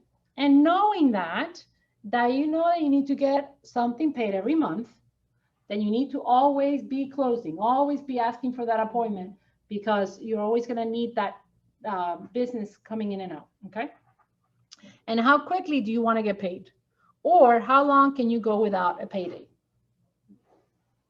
This is for you guys. You don't have to share. But honestly, looking at your bank account, looking at your expenses, how quickly do you want to get paid? I want to get paid whether I have money in my bank account or not. Okay. No. You want to get going. You want to get Don't want going. to keep I don't want to use what I have there is the point. So then you know that you need to close something sooner. Yes. La idea es tener un pago siquiera 3 veces al mes o 2 veces al mes para tener todos los meses como algo para mí. Yeah. No sé, sería So lo having more payments, like 2 or Sí. 3 closings or 2 or 3 things happening, guys. And when things at the beginning are not going, you know, as fast as you want them, rentals are a good way to offset that. So imagine you're doing a few rentals and you're getting $1,000 here and $1,500 here and, you know, $500 here. It covers some of your expenses, right? So this is not where you want to focus on, but it's a quicker. I don't know, Dario might like say, no, it's not quicker, because he just did a rental. So let's say, wait a second. What will it take for you to get paid so that you can begin funding your big why? We all know the answer is Lead generation. lead generate, build your database. If you talk to somebody and they're like, you didn't have them in your database, you add them to your database, and how are you going to bring value to that person? Okay. And set a lot of appointments, because not all of the appointments will 1, happen, or 2, turn into a listing or a buyer. Okay. Now, for here is the daily 10-4, and we'll go into that real quick, explaining that. However, once you're out of Ignite, the call goes to 20. making 20 calls a day. And when this whole pandemic started, and I was talking to you about that Pivot Shift Ahead group, they were saying 40 calls. People were on the phone the whole day calling people. And those that did that exercise are reaping the benefits now, because people were freaking out, but now they're like, okay, yeah, we've seen this. We want to buy a house because we live in a condo and we don't ever want to be stuck in a condo again. Or I want to be closer to my parents, or I want my parents to be closer to me. I need an agent in New Jersey that can sell their house. That's happening now because of the people that made the calls in March and April and May. Okay. So always me making those appointments, because it may not be making those calls, because it may not be for now business. It's going to be for future business. Okay. On page 29, you're going to see that lead generation funnel, the funnel I was looking for. So you have your whole people that you can call, right? Or get in touch with. You're looking for the leads. So you're going to get lots of leads, hopefully, to turn those into an appointment, to turn those into an agreement, and get them to contract, so then you can close. Okay. And again, the sooner you get that done, the sooner you get a paycheck. Ignite focuses on prospecting for leads. And that is really what we teach you how to do that here. On page 30, call every season. Every session. You do call every season and say, hey, what are you up to now for, the summer, whatever. But every session we're going to call. This means that you'll need to have your names and the contact information for the people you're going to be calling. And it says, remember that calling for leads is the single most important step in building your business. You would be cheating yourself and your family if you were not prepared to make calls every day. And that's huge. Some people put their big why as their family. I mean, I love my family, and my big why will benefit them, but they are not my big why. Okay? So, you can tell them if you want to, but they're not my big why of doing these things. However, they will benefit from what I do, and whatever passion, whatever makes me do what I need to do. But I am cheating them if I say I want to close 3 transactions every month, but I'm not doing the activities that will get me to those closings. I'm cheating them. I'm cheating my big why. I'm cheating, what I set out to do. So make that super important. So here's just a simple formula. Successful agents follow a simple formula. They leverage powerful scripts. You have a script book in your binder. Build the relationships. Ask for the business. Ask for referrals, and come from contribution. So when you're making the calls, have that kind of like a little side note. I know what I'm going to say because I've been practicing the scripts. I'm going to build that relationship. What does it mean, build a relationship, when we're making our calls? Talk more, not just about selling a house or something. Talk a little bit more about something else. Right. Building that. You know something for the next call.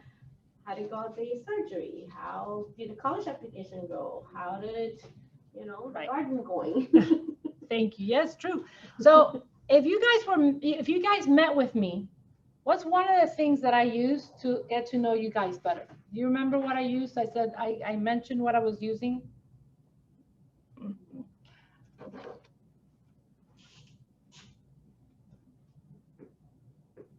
Oh, is it Ford? Yes. And she didn't even see me writing it because she can't see my board. Ford, family, occupation, recreation, and dreams. That's how you build a relationship. You ask them about their family, what's happening with their business, what are you doing for fun these days, and what is your next dream vacation? What are you, looking to accomplish? What can I help you to help you with that goal? But if you don't ask, you don't know what their dream is. Okay, so Ford, using Ford, that's to build a relationship. Ask for the business, again, because if you don't ask, you're not going to receive. I sent this out for the people who are door knocking. I put it on the WhatsApp. Ask and you shall receive, knock and the door will be open. Something from a little book called the Bible.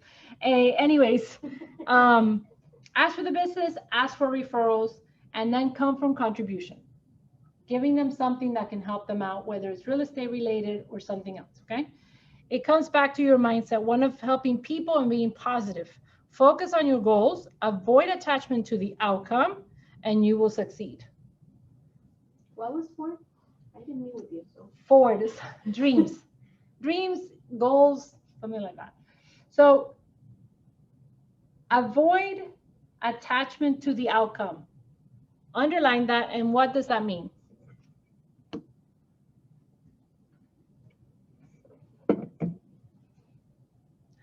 You're getting a lot of no's, no, no, no.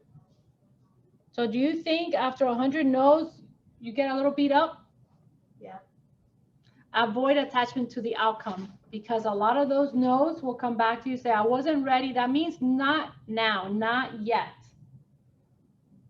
But that person might say, you know what, when you called me 6 months ago, I was just so frustrated because I just lost my job, blah, blah, blah. I just got a new job and it's in North Carolina and we need to move, and I thought of you. Because you were the only one that called me while this was all going through. Or you're the only one that has kept on following up with me. So it just means not now, okay? So don't attach, you know, the more no's you get, the yes is coming. If you have it like that, you're like, oh my God, let me see. And this is something, if it helps you, if you need something to keep you focused, put make a list from 1 to 100 and see how many no's you get until you get a yes. You're like, wait a second, it took me 40 no's before I got that one yes. Yes, were you gonna say that? Can we perhaps change that note sometimes? Like with handling objections? Yeah. Is that something that we can learn down the road and just? Blarina, I would love to buy something right now, but my credit, I don't think I have good credit. Oh, really? Well, you know what? I have someone that helps with credit counseling. Is that something that you think you could help you? Or have you met with a lender yet? And they're like, no. And you meet with a lender, and the lender goes, it's good. Your interest rate might be a little higher, but you can still buy. That credit score is good. Because in her mind, or this person's mind, right? We're playing, role playing, they need an 800 and they have a 650. Do you know what I mean? It's all relative. It's all what they think, what you know, want to call, depending on who you're talking to, what's your credit score? You're going to ask that. However, yes, you can definitely say, you know what?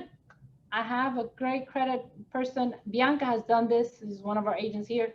She's like, okay, no good credit, great, let's just work on it. And she's gotten the people that have gotten better credit. And now, months later, they're now ready to, are more ready to buy, okay? So yes, you can turn that around. Now, how you, let's say, you know, find more people to call? Let's say, like, you know, I'm new in this town. It's not like I grew in Miami. Now. Right. So I don't know that many people here. I So know some, but I'm going to answer that question. And Friday, Bianca's going to be doing lead generation for more business, for more leads.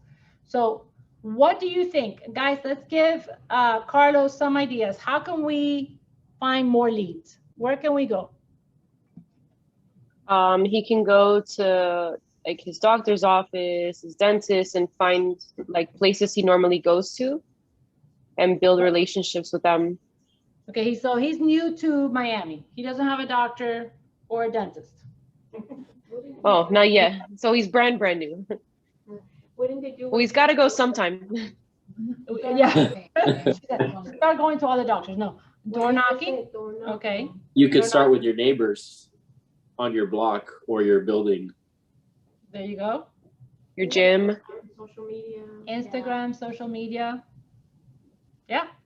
There you go. You got a few good leads there. Hay unas como unos flyers, I think, que tú los pones, yo lo voy a hacer. Ya The lo door voy a hangers? hacer. Exacto, para en el barrio, Yeah. ponerlos So door y de hangers. pronto hablar o pararte y mirar quién pasa y eso. Yeah. Be careful you don't get in trouble with associations and stuff. Depending on where you're, yeah. Ajá. So if it's an association place, you have to be careful. Y a veces Yeah. es Yeah. problemático, pero no But by the way, you know, it's better to ask for what is it? I'm so sorry.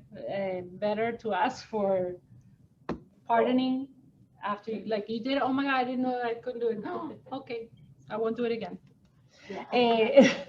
Now, the bottom line is reminder, comply with the federal and state do not call list and spam laws and the policies in the local market center. So yes, so just be aware of those things. If you're not door knocking in a building, as there's no soliciting, then solicit at your own risk.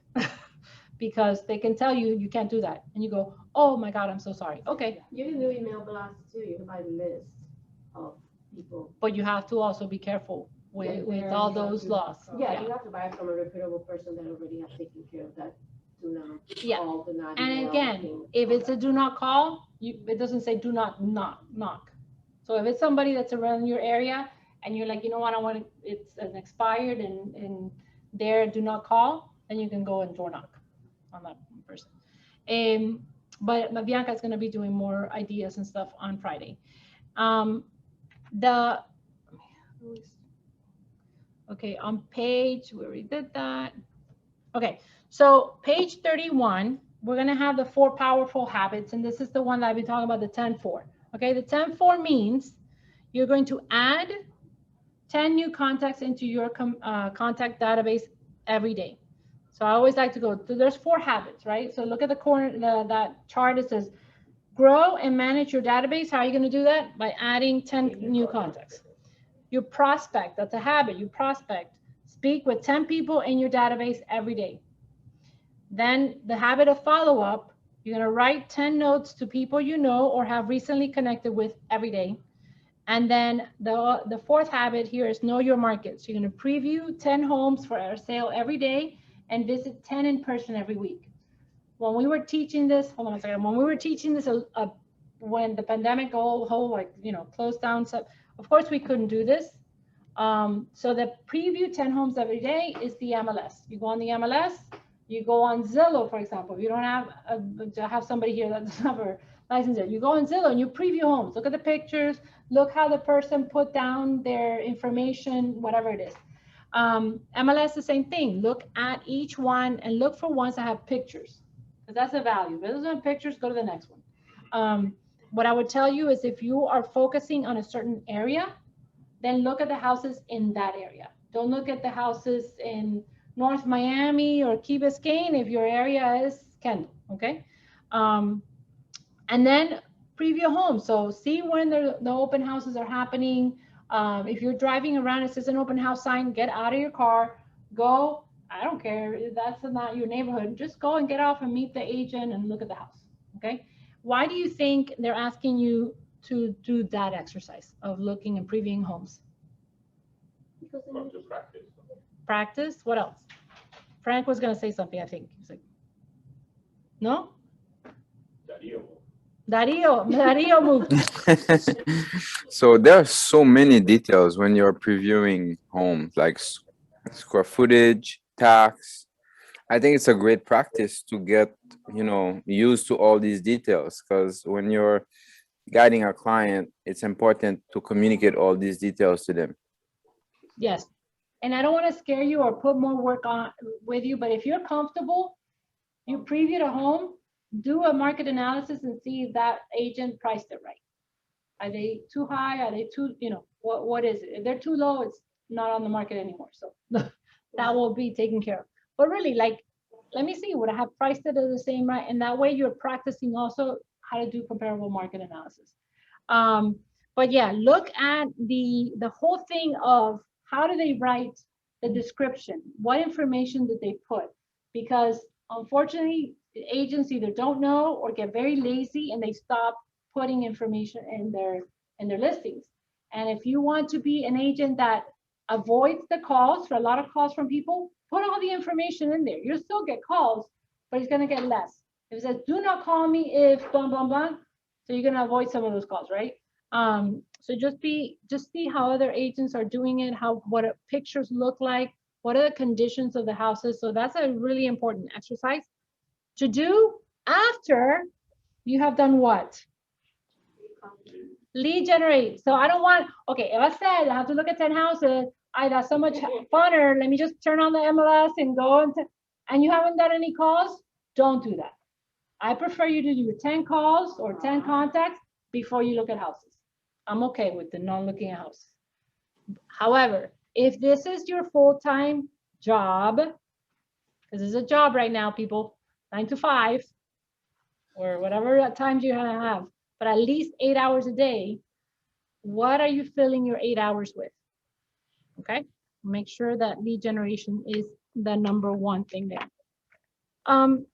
So we've already said on page 32 how we're going to do that, okay? But you grow and manage your database. You are adding your people, and those 10 can also be the 10 that you're calling. All right. So I've added 10 people to my database. It could have been the 10 that I called, or whatever it may be. Make sure that when you are meeting somebody, what's the information that we want to get from them? Phone number, email. Phone number, email, home address, right? And their full name. Because how many people have in their phone Bob? And you're like, ay, Dios mío, who's Bob? Yeah. Okay. So now I put that on whenever I'm meeting somebody. I'm like, Juanita. I'm like putting Juanita down, and I'm like, oh my God, Juanita, what's your last name? And I put it in there, right?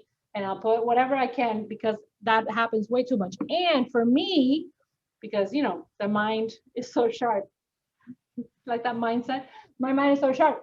I also I met Juanita, the day that I met Juanita shopping, and she spoke to me. She has 3 dogs and she's a hoarder, whatever, because she, whatever you like that? Sí, porque el last name igual, Juanita González.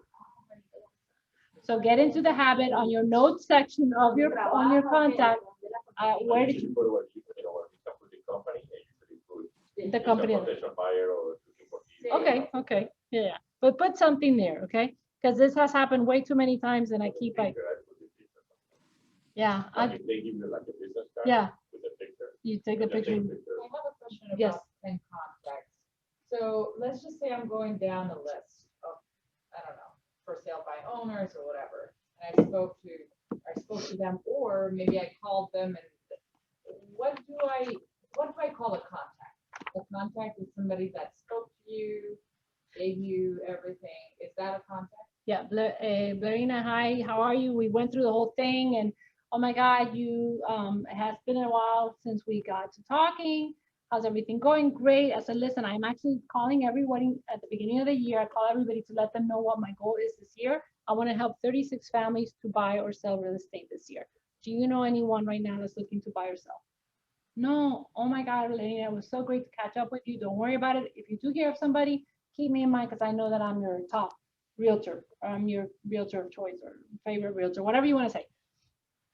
Great. Oh my God. And congratulations with your grandkids. Okay, bye, blah, blah, right? Hang on, that's a contact. Because we talked about real estate. Now, hi, Blarina, how's everything going? Great. And how is great. Okay, bye. That's not a contact. Not a contact. A contact is that you talk about real estate. You share the app.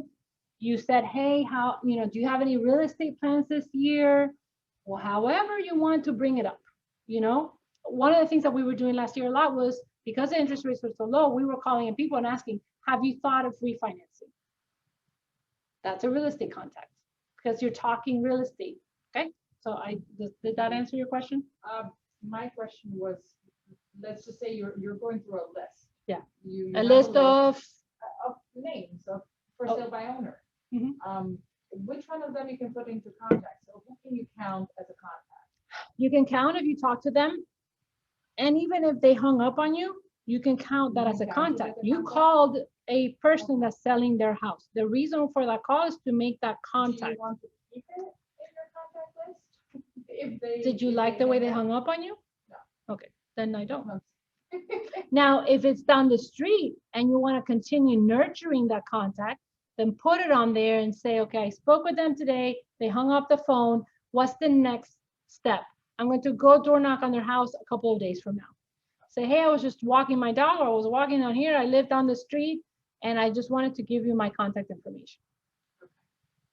So it is really personal if you want to keep that contact or not. If you had a great conversation, they still told you no, but you had an amazing conversation. They're from your town. They're from Colombia. They're like, oh my God, you hit it off. Put them in there. Colombia wants to sell one of these days, and they, and you can keep in touch with them. So it's really how you felt. It says here, the last line in that first paragraph says, keep in mind the size of your database will determine the size of your income. The more people you have, the more income you can have. Number 2, prospect, connect with 10 people in your database. So the purpose for the call, the purpose, highlight that. is to let them know that you're in business. You ask for their business, you ask for referrals. That's the purpose of a call. So when we're talking about what counts as a contact also, that you let them know you're in business, you ask for the business, you ask for a referral. Number 3, follow up with write 10 notes, send a handwritten note or letter with a business card to at least 10 people you know or have recently connected with. You ran into somebody and you had a great conversation and you forgot to mention that you were in real estate. Hey, Fulanita, it was so great meeting with you yesterday, and I forgot to mention, or I wanted to let you know that I started my real estate business. Here's a couple of cards. I want you to keep one, and if you think of somebody else that's looking for a realtor, please feel free to pass it along. It was so great to connect with you. Can't wait to see you again. How do you get the address? Miami-Dade.gov. So if you know that is not a Jorge Gonzalez or Carlos Perez or a very common name, then sometimes you can look them up and see if they, and Miami-Dade.gov, we do that a lot. So if that helps, if you just met them and they were walking around, they're like, oh yeah, I'm down that house, the one with the white thing. When you're walking back, make sure you get the house number for the white, And if you don't have it at that time, it's okay. Then you got a phone number, you can send them a text. Hey, I would love to send you something in the mail. What's your address? What's the worst thing people can say? No. Yeah. Not a big deal, honestly. If you don't ask, you don't know. They're like, oh my God, you want my address for what? What are you sending me? Oh my God, that's great. And then send them something, please. Okay. Know your market, so preview the home. We already went through that. By the way, if you do not have a Supra key, the electronic key in your phone, have it, get it. If you tell me my coach never told me that I need a Supra key, I'm telling you, get a Supra key. Was that like clear? Did you get it? Okay. Yeah. Pongan la Supra llave en el teléfono. I can't say it in French. Dario could help me there. But so I'm being funny, but if you're going to be previewing homes, for you need it because you can go to vacant homes and see them and they're easier. You don't have to bother the agent. However, super embarrassing if you're going to go show a house and one of the things says electronic lockbox and you don't have it, and now the Miami-Dade Association is closed and you can't get it. So you need your Supra key here. Real quick, and I think Kristen was the one that I knew this, but she brought it up, so it was great. They're old Supra lockboxes. If there's an old Supra lockbox that an agent is doing, they should be changing them over. You need the lockbox and a fob to open that particular lockbox.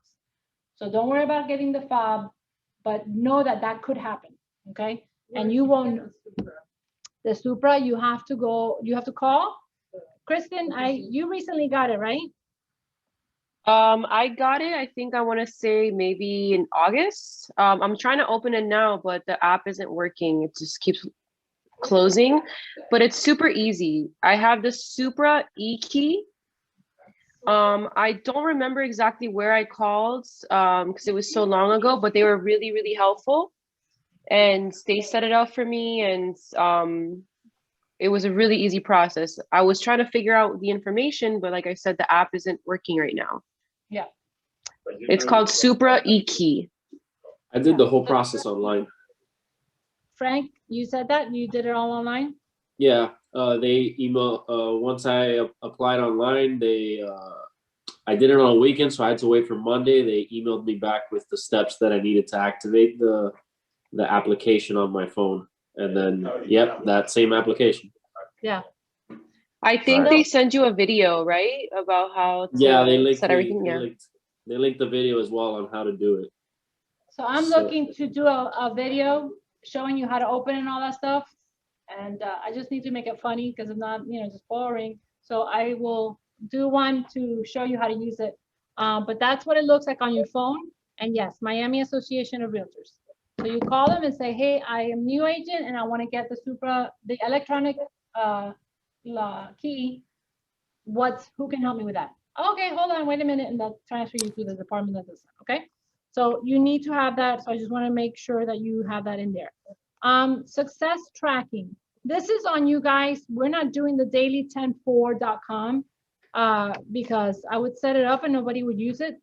However, every day you're making calls. I don't know if you want to make like on the notes section of your phone, right? The notes section of your phone, put Monday. And I spoke with 2 people and I sent 1 note and I previewed 2 homes. Tuesday, I did this. You want to keep it in an Excel spreadsheet? Fine. You want to put it on the notebook that you're keeping your stuff? Fine. Just know that at the end of the week, I talked to 50 people. I got, 2 leads and 1 appointment. So keep track of what you're doing and what you're, put 2 people in your database, etc. On page 35, that's the tracking, and I went too fast. Hold on. Using the sales language. So let me see, how do I put this? When you go to the store, what do they tell you? Anything I can help you with? You find everything you were looking for. Anything I can help you with? Or do you think they just come up with that one by themselves, or did somebody tell them? When somebody comes in the store, this is your script, honey. When somebody comes in, you ask them if you can help them. And this is your script that they're looking at something. Is that something that you're looking for? Can I help you to look for, whatever you're looking for? So that is their sales language, right? So here are the blanks. I'm going to give you the answers to the blanks. So since we are first in the business of lead generation, what are we really saying about our job? We're talking to people. We're talking to people about their real estate needs and their needs of the people they know. Because not every day are the people that we're talking to ready to buy or sell. However, they may know someone that needs to buy and sell, right? So them, and if it's not them, the people that they know. There are 2 ways of doing this. You can do it like that E2P where we're talking about. You can do it as an entrepreneur, just chat it up, hey, how you doing? And then, oh yeah, by the way, if you know somebody, or you can be purposeful about that call. And I underlined this, know exactly who you want to talk to, block time to communicate with them, and be prepared to have great conversations that lead to you providing value in exchange for them helping you grow your business. Right? So in the bottom of the question here is oh no, do you have that question? Yeah, go ahead. What is it? Which are you willing to bet your livelihood and the well-being of your family on? E or P? So which one are you going to be? All right. On page 36, let's read all together the first big old cap statement there. You see page 36? What does it say? All together. 1, 2, 3. Scripts are cool. Too cool for school. No, scripts are cool, people. There's, we're going to go through the purpose, the benefits of the scripts, learning the scripts, and calling with scripts. So the purpose of scripts, it's a great script, 100% customer oriented and benefits the customer throughout the entire conversation. It's all about them, right? Communication isn't about what you think you're saying. It's about what they actually hear. Great conversations have great questions. So how are you and the family doing? Blah, blah, blah, blah. That's great. And how's work going? Are the kids home? Are you homeschooling with all this stuff? Are they back in school? Oh my God, you got furloughed. So what's the next step? Okay.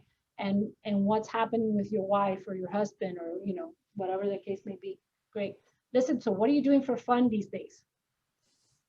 Ford, right? I'm going through recreation. And what is the next big trip that you're planning on taking once this is all gone? Dreams. I'm asking questions. I want to go hiking. Oh my God, have you ever been hiking? No. And why do you want to go hiking? I just want to get, out of Miami. I need to see mountains. Oh my God, that's funny. Why? Oh, because blah, blah, blah. Ask. They say something, ask another question based on whatever they say. That's a great conversation because it's going to be all about them. And they're like, oh my God, I've had the best conversation ever because it was all about them. Okay. So just make sure that you follow that script of knowing what to say when the right time comes up, right? Because you don't want to also just be like, blah, blah, blah, blah. And then, oh my God, I forgot to ask them about real estate because it happens to me all the time. I'm chatty cat or whatever, you know? And I'm like, oh, like hang up. I'm like, oh my God, I didn't ask him about real estate. So it happens to me. Okay. So I have a video. I'm going to stop sharing because I think I have to go to the next thing here. Yeah, it's here. Share the screen. Hopefully I find it here. And I know there's a better way of doing this, but I just clicked it. Can you guys hear it? See it? Hi, I'm Jeff Glover, and I'm going to Time out. The people in Zoom, can you hear it? Yes.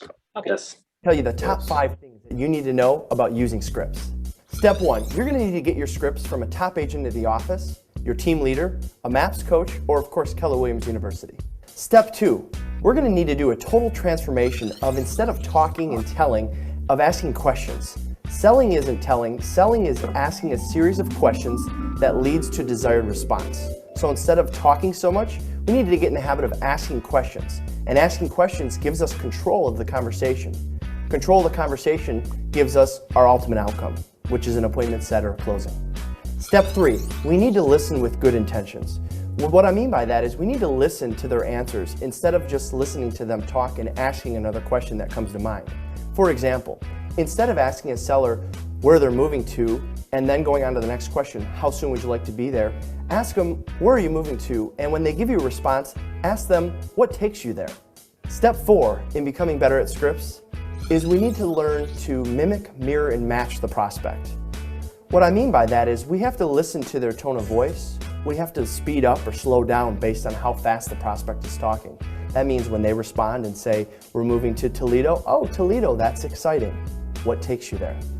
93% of communication is body language and tonality. And that means only 7% are the words that we say or the questions that we ask. Step 5, we need to take these 5 points and practice them daily. If you think of NFL teams, they practice 50, 60 hours on the practice field for a 1-hour game. Our game is our presentations and our appointments, and we need to practice daily. Everything that we've learned every single day before we meet with our clients. When it comes to scripts, my biggest aha is that everybody has their own scripts. We're pre-programmed to have scripts, and we're talking and asking questions that are scripted. However, what we found is that most of our own scripts are no good. And so we have to learn the right scripts, the right questions to maintain control of the conversation. Thanks for watching KW Connect. Make it a great day. Okay, so stop sharing. I have to go back. So what I'm getting back here, what did you guys hear about this video? Study your scripts. Study your scripts, okay. What else? Scripts are important to ask a lot of the right questions. Mm-hmm. Go ahead. More people? You need to practice. Practice? Practice and adapt, you know, the speed or the velocity, the tone, depends on what other people is talking about. Okay, I don't know if that's somebody. How to match and mimic your the person that you're talking to. That I don't know. Okay. But you, well, when you do the hair, you probably do that. Yes, the thing is that I speak in, you know, I actually do, you're right, but I didn't know in real Just imagine estate. on. In real hair. estate, it just seems to me like that is so correct, because if somebody's in a hurry and they're trying to talk to you in a hurry, you answer quicker. Right. And if somebody has their time, you ask. Right. So practice daily, mirror and match, listen to their answers, which you just talked about, and ask questions, right? All those things are important, and the more you do it, the better you get at doing that. So first of all, I'm gonna apologize because I talk too much, people. So I should be a little bit ahead versus behind that I am. But I just want to, we're gonna go through this next section a little quick. We're gonna practice a script, and then we're gonna get on the phone and call, all right? So before that, if anybody needs to go to the bathroom, that's fine, but come back and make the calls. Because honestly, it's just getting into the action. If you don't do it, it's not gonna hurt my income. It's not gonna even hurt my feelings. This is on you. So if you run away, and I'm gonna be very blunt, then just put your misery apart and just close the book and do something else. This is for that big why. Make the calls for your big why. Make that connection, because I can't make it for you, okay? So there goes my bluntness. Okay, so on page 38, we have the benefits of the scripts. He already said that, some of the things, but what are the benefits? They give you confidence, because if you know what to say, you're gonna be more confident about making that call. They allow us to stay focused and in the present moment. When you have internalized the script, you're like, okay, from when they say this, I can just say this and I go back to this. But if you don't even know what to say, this happens all the time. We're practicing scripts and the person's going, so where do you want to live? I want to live whatever. Okay, great. So where do you want to live? Yeah, I just answered the question. When you internalize the script, then you can just, okay, great. And what takes you there? And by when do you want to be there? Because you already know what else you should be asking, right?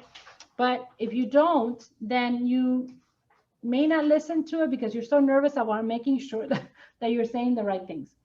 They provide consistency in what we say and do. The more you say the script, just the easier it comes out, and you know exactly, you're going to pick up the phone and it's going to go. If you're using a dialer, that's like key, that you need to know exactly what to say.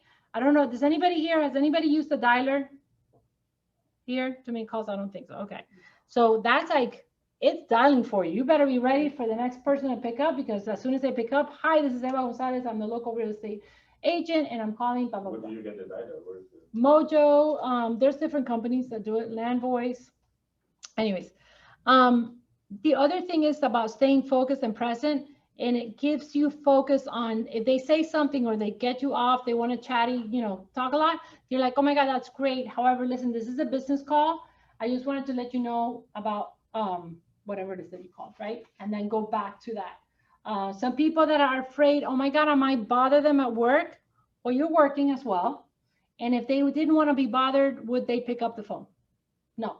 So if they can't control their schedule, then too bad. That's so sad that they picked up. It's your time to make that. And Blarina said it. If they're like, hello, like, then be really quick with your thing. Listen, this is the business call, because they might recognize that it was you, because you might be calling your sphere. This is the business call. I just had a couple of questions.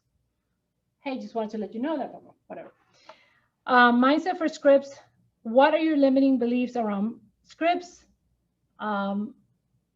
What do you think people don't like scripts? Give me one thing. Because they might sound like a robot that's just trying to sound. They might sound like a robot. Anybody else has had that thought? That's not me. It doesn't sound like me. Well, make it sound like you. Put your flair into it. You're not gonna call your mother and say, hi, you know, Cuca, this is Eva Gonzalez. I'm your real. See who you're calling and tailor that script to that person, right? Diseña tu propio script, ¿no? Contigo, o sea, como eres tú. Right. Internalize it and make it your own, right? So what are 3 negative consequences for failing to learn the scripts? What do you think could happen if you don't learn the scripts? You're not going to get business.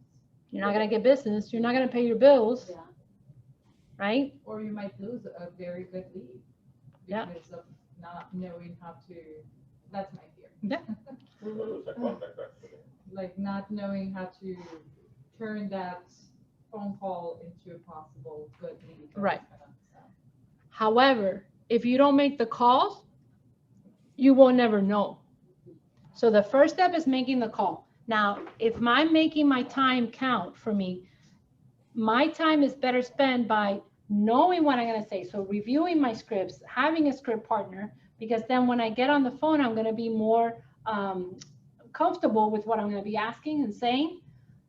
So it all goes hand in hand. You need to practice. I don't care if you practice in front of a mirror because you're afraid what somebody might say or whatever, but the best is, you know, like we were saying, you know, Chade, how are you doing? You know, and then you come back to me and then we can, oh my God, that's a great, you know, hey, you forgot to ask me this, because the agent can help with that, right? And affirm your mindset with, because of scripts, I sell more houses and earn more money.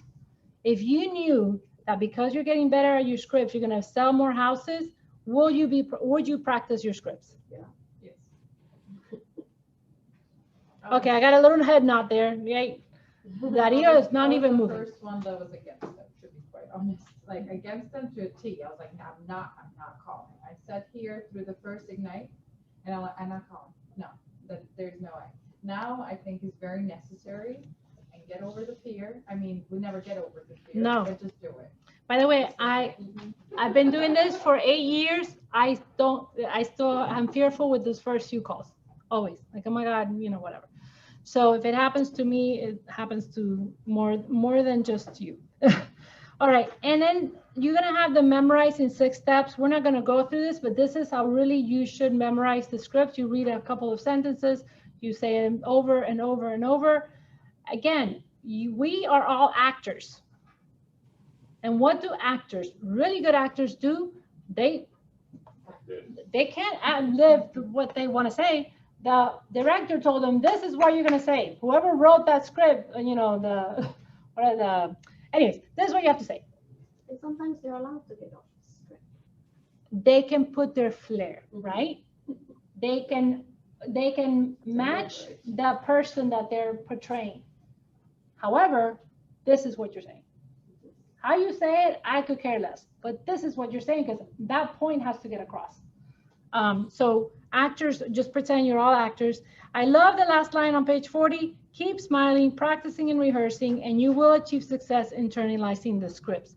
So now let's turn to page 41, and we're going to look at the next few pages have a script. So who wants to role play with me? And this is going to be a long one, so who wants to role play with me? Ay, Dios mío. I'll do the new to real estate. I'm so new that you have no idea. Don't worry about it, because I'm going to call you. Okay?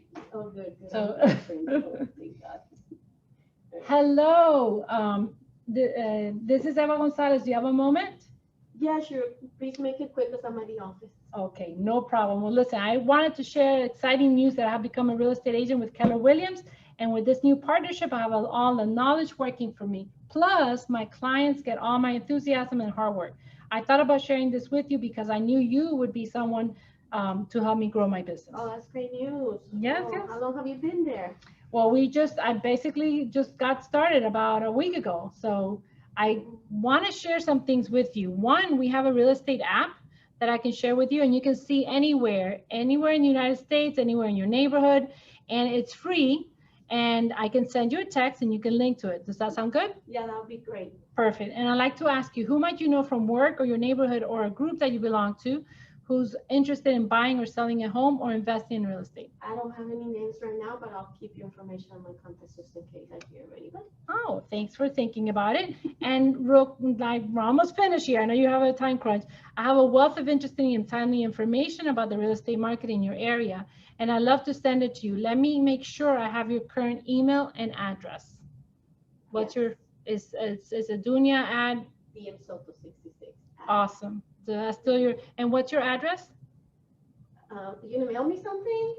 Yeah, actually, I'm going to mail you something, and I'm going to send you something that's regarding your neighborhood and what's happening in your neighborhood. It's going to be an email. Yeah. Okay. So, but I need your address. Got the address. Amazing. Great. And do me a favor, please. If you do hear of someone with real estate needs, would you keep me in mind? Sure, no problem. Just send me your info. Great. And one last thing, once you download the app and try it out, send me a text and let me know how you like it, okay? All right. Awesome. Well, take care. Good luck. Thank you, Dunia, so much. Thank you for your time. And please let me know if there's anything I can ever do for you. Sure. That's it. Click. Now you're not going to have that with your mother. I always do this exercise and I call my mother to remind her that I'm in real estate. Because I will call my mother and say, ay, fulanito moved to Orlando. When did Fulanito move to Orlando? Why didn't you call me and let me know? But you don't live in Orlando, but I can refer somebody. Yeah. Okay. So I always keep my parents in touch. So I will call my parents now because my dad called me. So when we're making our calls, I'll call them and remind them, and you can laugh. Okay. So that's it. So you're new to real estate. You're new to Keller Williams. You're new to the area. Hello. This is Eva Gonzalez. Do you have a moment? I'd like to share some exciting news with you. I have moved to Miami and I'm with Keller Williams, and I thought about connecting with you because I knew you would be someone to help me grow my business in Miami. May I count with you? That's it. Okay. So I always tell people, if you're moving from another area, start contacting everybody in your database and let them know that I moved to Miami. If you know someone is moving to Miami, let me know. I can also help you if you're in Tampa, right? Because you're in Tampa. Yeah, so I can still help you in Tampa. If you need me, I can always recommend a really good agent that knows the area, blah, blah, blah. So let's take, because I'm a chatty person, we're gonna do 10 minutes. I want you, if you get to talk to one person, I have been successful. It says here to call until you make a contact with 3 people and recite the script. Get at least one referral. Get at least one person to download your KW app. If you don't have the KW app, don't worry about it. Just skip that part of the script. But really call somebody that you know and say, listen, I am in a class and I need to practice the script. Do you have a minute? Yes. And then read it. It could be your husband. It could be your wife. It could be your best friend. I don't care. So we have 10 minutes. Let's go. Anybody? Can I call anybody? Anybody? Do you guys have any question on Zoom? What we're doing? You good? Got thumbs up? Yep. So Dario, Yvonne, go ahead and also make the calls.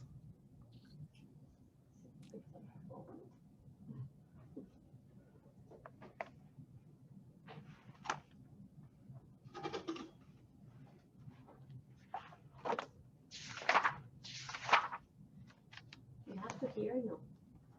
We're on our own. Yep. So just anything, I have them in a classroom, you can do practice. Papi, something. You bendición, have ¿cómo 2 minutes, estás? 5 minutes to hear me. I need to practice escuchas? on somebody. Don't laugh at me. Oye, no, que Hello. So hi, Papi, it's been a long time. Do you have a moment I can talk to you really quick?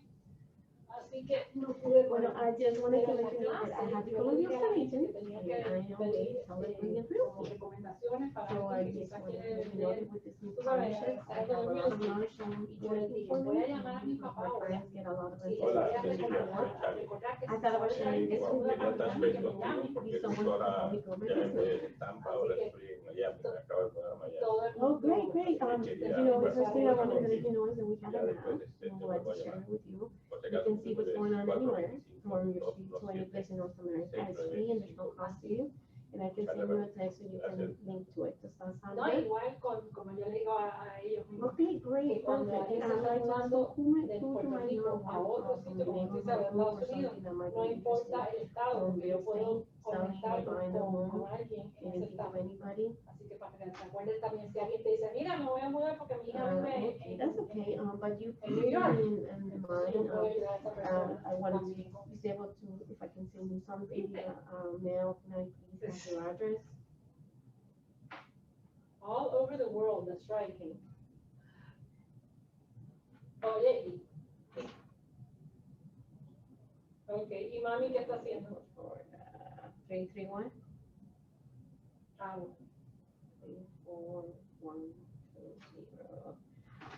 Okay, thank you so much. Can you please do me a favor if you hear anybody, someone with a real estate need, would you help keep me in mind? Hola, ¿cómo estás, compadre? Great, and after you download the app, if you can give it a try and send me a text and let me know how you like it. ¿Estás ocupada? Hola, Kiko. ¿Qué tal? Well, thank you so much for your time and help, and let me know if there's any Pero question para or contarte que anything. ahora estoy en Miami, que voy a Miami. Bye. Me encanta, pero estoy en Miami. No, Y bueno, bien, para gracias, me ayudas conversar, con algo. Es que estoy touch en base una contigo desde que clase, tampoco Keller no Williams, y tengo que hacer como una llamada de prueba para aprender Este es mi teléfono un guión, 425 ¿cierto? Entonces, no nos demoramos sino 3 minuticos para que me ayudes con eso, por favor. Sí.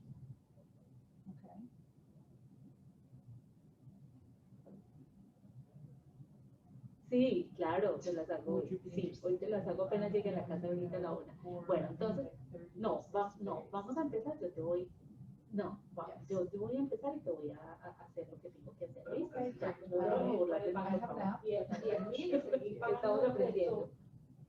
Can I text? Ok. Ok, bueno, entonces, hola Sonia, ¿cómo estás? Soy Patricia Valencia, Real Estate de Williams. Quería aprovechar esta llamada y contarte que ya tengo mi licencia y que quería compartir contigo porque sé que tú me puedes ayudar en mi negocio. ¿Cómo estás?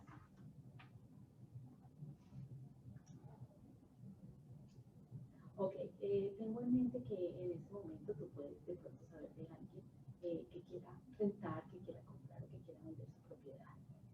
Quería contarte que no solamente puede ser aquí en Miami, sino en cualquier parte de Estados Unidos, puedo ayudarlo con ese proceso. Si sabes de alguien, si de pronto oyes de alguien, Así no se gana dinero, ¿verdad? Ok, papi. Bueno, te quiero mucho.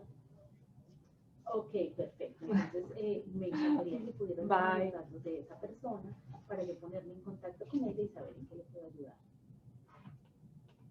Bueno, ¿me puedes entonces dar su nombre completo? Ok. Ok, Aló, Mario, ¿qué tal? Habla Charlie Ramírez, ¿cómo estás? ok. Bueno, para contarte Muchas gracias. y ahora ya estoy en Miami, me mudé a Miami, estuve en Tampa, Ok, y ahora me Sonia, mudé a Miami. muchas gracias Así que a ver por si tu tiempo y nos hablamos. déjame saber si hay Mi algo más teléfono en es lo que yo te pueda ayudar en el futuro. 425-217-6951. My two other ones are in training too. Ok. Muchas Puro gracias. voicemail. Muchas gracias. Chao. Cuando tengas un chance, llámame. No le digas para qué. Cuando tengas un chance, llámame. That's it. Short and sweet. You can send them a text, hey, call me whenever you get a chance.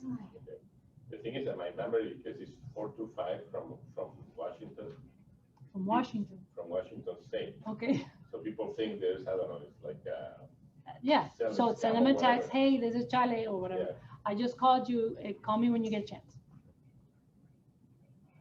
¿Cómo estás, Rafael? ¿Tanto tiempo? Hi, Michael. Bien, Esteban Gonzalez bien. from Oye, Keller Williams calling to wish you favor. a happy birthday. Porque I noticed that it's your birthday today, so I was hoping to catch up with you and see how everything is going. Un besito y cuídate. Bye. Entonces, para practicar este script que nos dieron. ¿Tienes tiempo? Yo. Sí, pero es rapidito. O no puede ser. Sí. Ah, no, tranquilo. Nada más sígueme la nota, sígueme el cuento, ¿ok? Okay. Hello, this is Denise Soto. Do you have a moment? Hi, it's been a while. I wanted to share some exciting news that I have become a real estate agent with Keller Williams Realty. All right, thank you. With this new partnership, I have all the knowledge working for me. Plus, my clients get all the enthusiasm and hard work. I thought I wanted to share this with you because I know that you will be someone to come for my business. First, I wanted to share with you, we have a real estate app that I would like to share with you, and you can see what's going on anywhere from sea to increase in North America, where it's all over. It's free, has no cost to you, and I can send you the link via text. Is that okay? Is that something you'd be interested? Okay, great. I'll send it to you.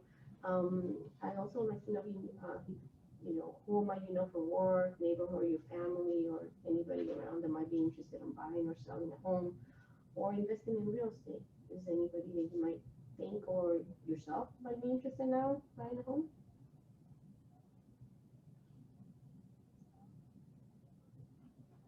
Houses under 300,000? Under 300 on South Miami. 300,000 in South Miami. Great, yeah, I'll keep let me look into that and get back to you. In the meantime, if can I have your address and current information?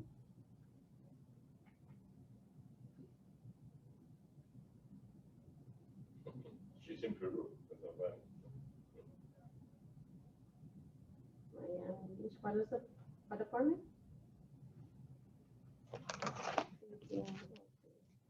15 133 140. That'd be good. So let me look into it. I'll get back to you. I'll call you in the meantime. Is there, can you do me a favor if you hear someone with those things, will you keep me in mind? And after you download the app, if you can, give me a text and let me know how you like it. All right, great. Thank you, Rafael. So let me look into what you're asking me for and I'll get back to you. All right, bye. Bye, thank you. Bye. I don't know if he's joking or not, but he says he was looking for a house under 300,000 in South Miami. Well, because it's impossible to buy Yes, a house under it is. 300,000. He really took it seriously. So one of the things when he said that, I laughed. That is why being an expert in the market, when people say, I want a Ford 2 in the Kendall area for less than 300,000, you're like, están soñando con pajaritos preñados. It So- did cross my mind. I'm like, okay. I don't think it's gonna, Ok, a so, propósito de eso, yo quiero hacer una pregunta. Que yo en este momento lo reconozco, no conozco el mercado. Y mi hermano, que vive en Colombia, uno de mis hermanos quiere invertir y me dice que su presupuesto para invertir aquí son $100,000. A mí me sonó como, sí, no, $100,000 el down payment. no. No, yo sé. Exacto. Tú le puedes decir $100,000 el Sí, down eso payment. fue lo que, sin saber, se me ocurrió. Yo le dije $100,000, pero para el cuota y me dice no. Entonces, ay, no. Sorry. Yeah, no. No, it did cross my mind because I was like, no, I'm in Kendall down here. That's already 270. But I figured maybe he was just joking and going along with me. Okay, so the timer is gonna go off, so I'm just going to cancel it. All right, so feedback, ahas. Did anybody make the exercise? Did anybody? I called my dad, so I'll be the first one. I called my dad, and he was laughing. He started talking about something else, but I said, listen, I was here, and I'm telling the students to call the people that they know. And I told them I was gonna call you guys and let you know that, remember, if anybody's, moving to Miami, to let me know. And he's like, yeah, no, the people are moving from Puerto Rico, but not to Miami right now. I said, okay, anywhere else, So I remember I have to let them know anywhere else. He goes, no, I know, I'll let you know. So then he started complaining about my mother. But besides that, I did my call, right? I call everybody on their birthday. So I have whose birthday was today. I call them and connect with them. So that if you want to do that, great.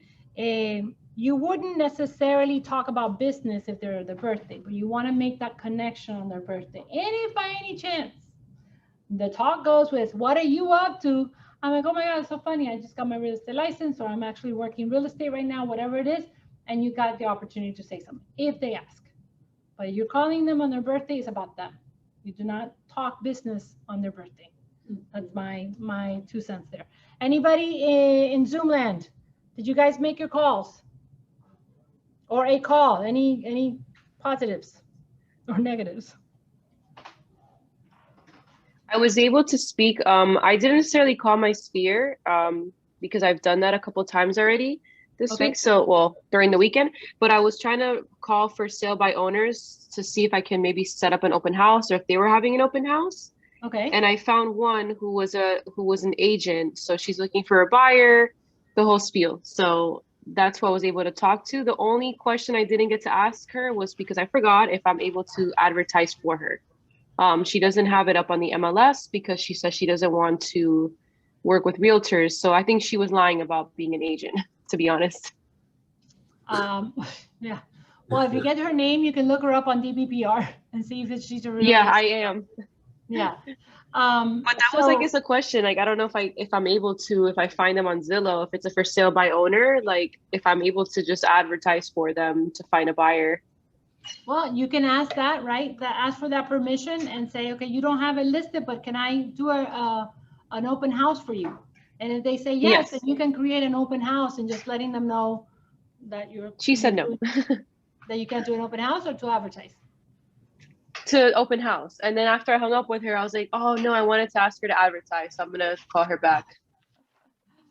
So yeah, you can call her and say, listen, I forgot to ask you, I know you don't want me to do an open house. Would it be okay if I advertise your listing to see if I can find a buyer, help you find a buyer. And if she says no, Got it.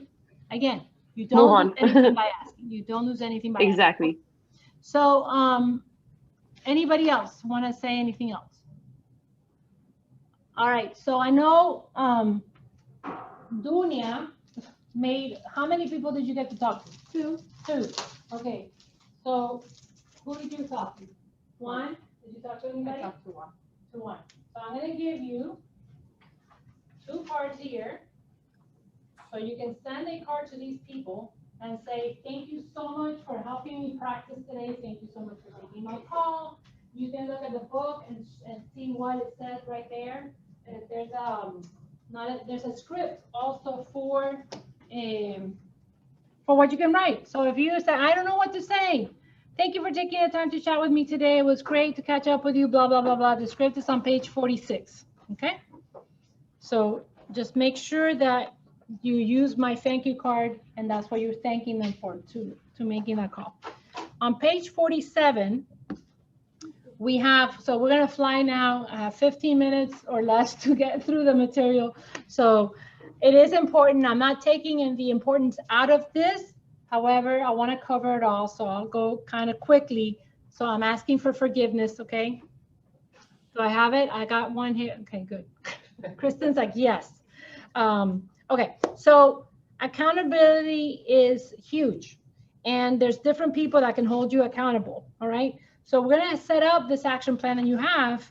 Now, who's gonna hold you accountable to that? And really, honestly, you're the first person that holds yourself accountable. So develop and prioritize a plan of action, how you move from entrepreneur to purposeful, properly prioritize and plan your time so you focus on the things that matter, your dollar productive activities, and avoid squandering your time on low value activities. Eva said that I have to look at 10 properties. I want to look at the 10 properties because I don't want to pick up the phone. No. Looking at the properties is not the top dollar producing activity. So do your top producing activity first, kiss the frog, get that over with, then you can look at 20 houses if you want to, okay? So just make sure that you have that in there. And then have your action plan. So you're gonna make a list, and this exercise we're not gonna do right now. You can do it on your own, but it's just basically making a list of all the things that you have to do. I have to take out the dog, I have to exercise, I have to cook, I have to blah, blah, blah, blah, blah, blah, blah. And I have to do my real estate business. And then start prioritizing. Is it important? Is it urgent? Can it be done later? What does that look like? So it's giving you those important and urgent here. So you can go through that. Definitely look at your day and all the things that you have to do. And then when are you going to build your real estate business? So the one thing question here. So one thing is a book. And the book poses a question to ask yourself over and over. What is the one thing I can do such that by doing it, everything else is easier and necessary? There's a tweak to that question that I ask myself. What is the next right thing to do? This is me, Eva. What is the next? So I've done the lead generation. What's the next right thing to do?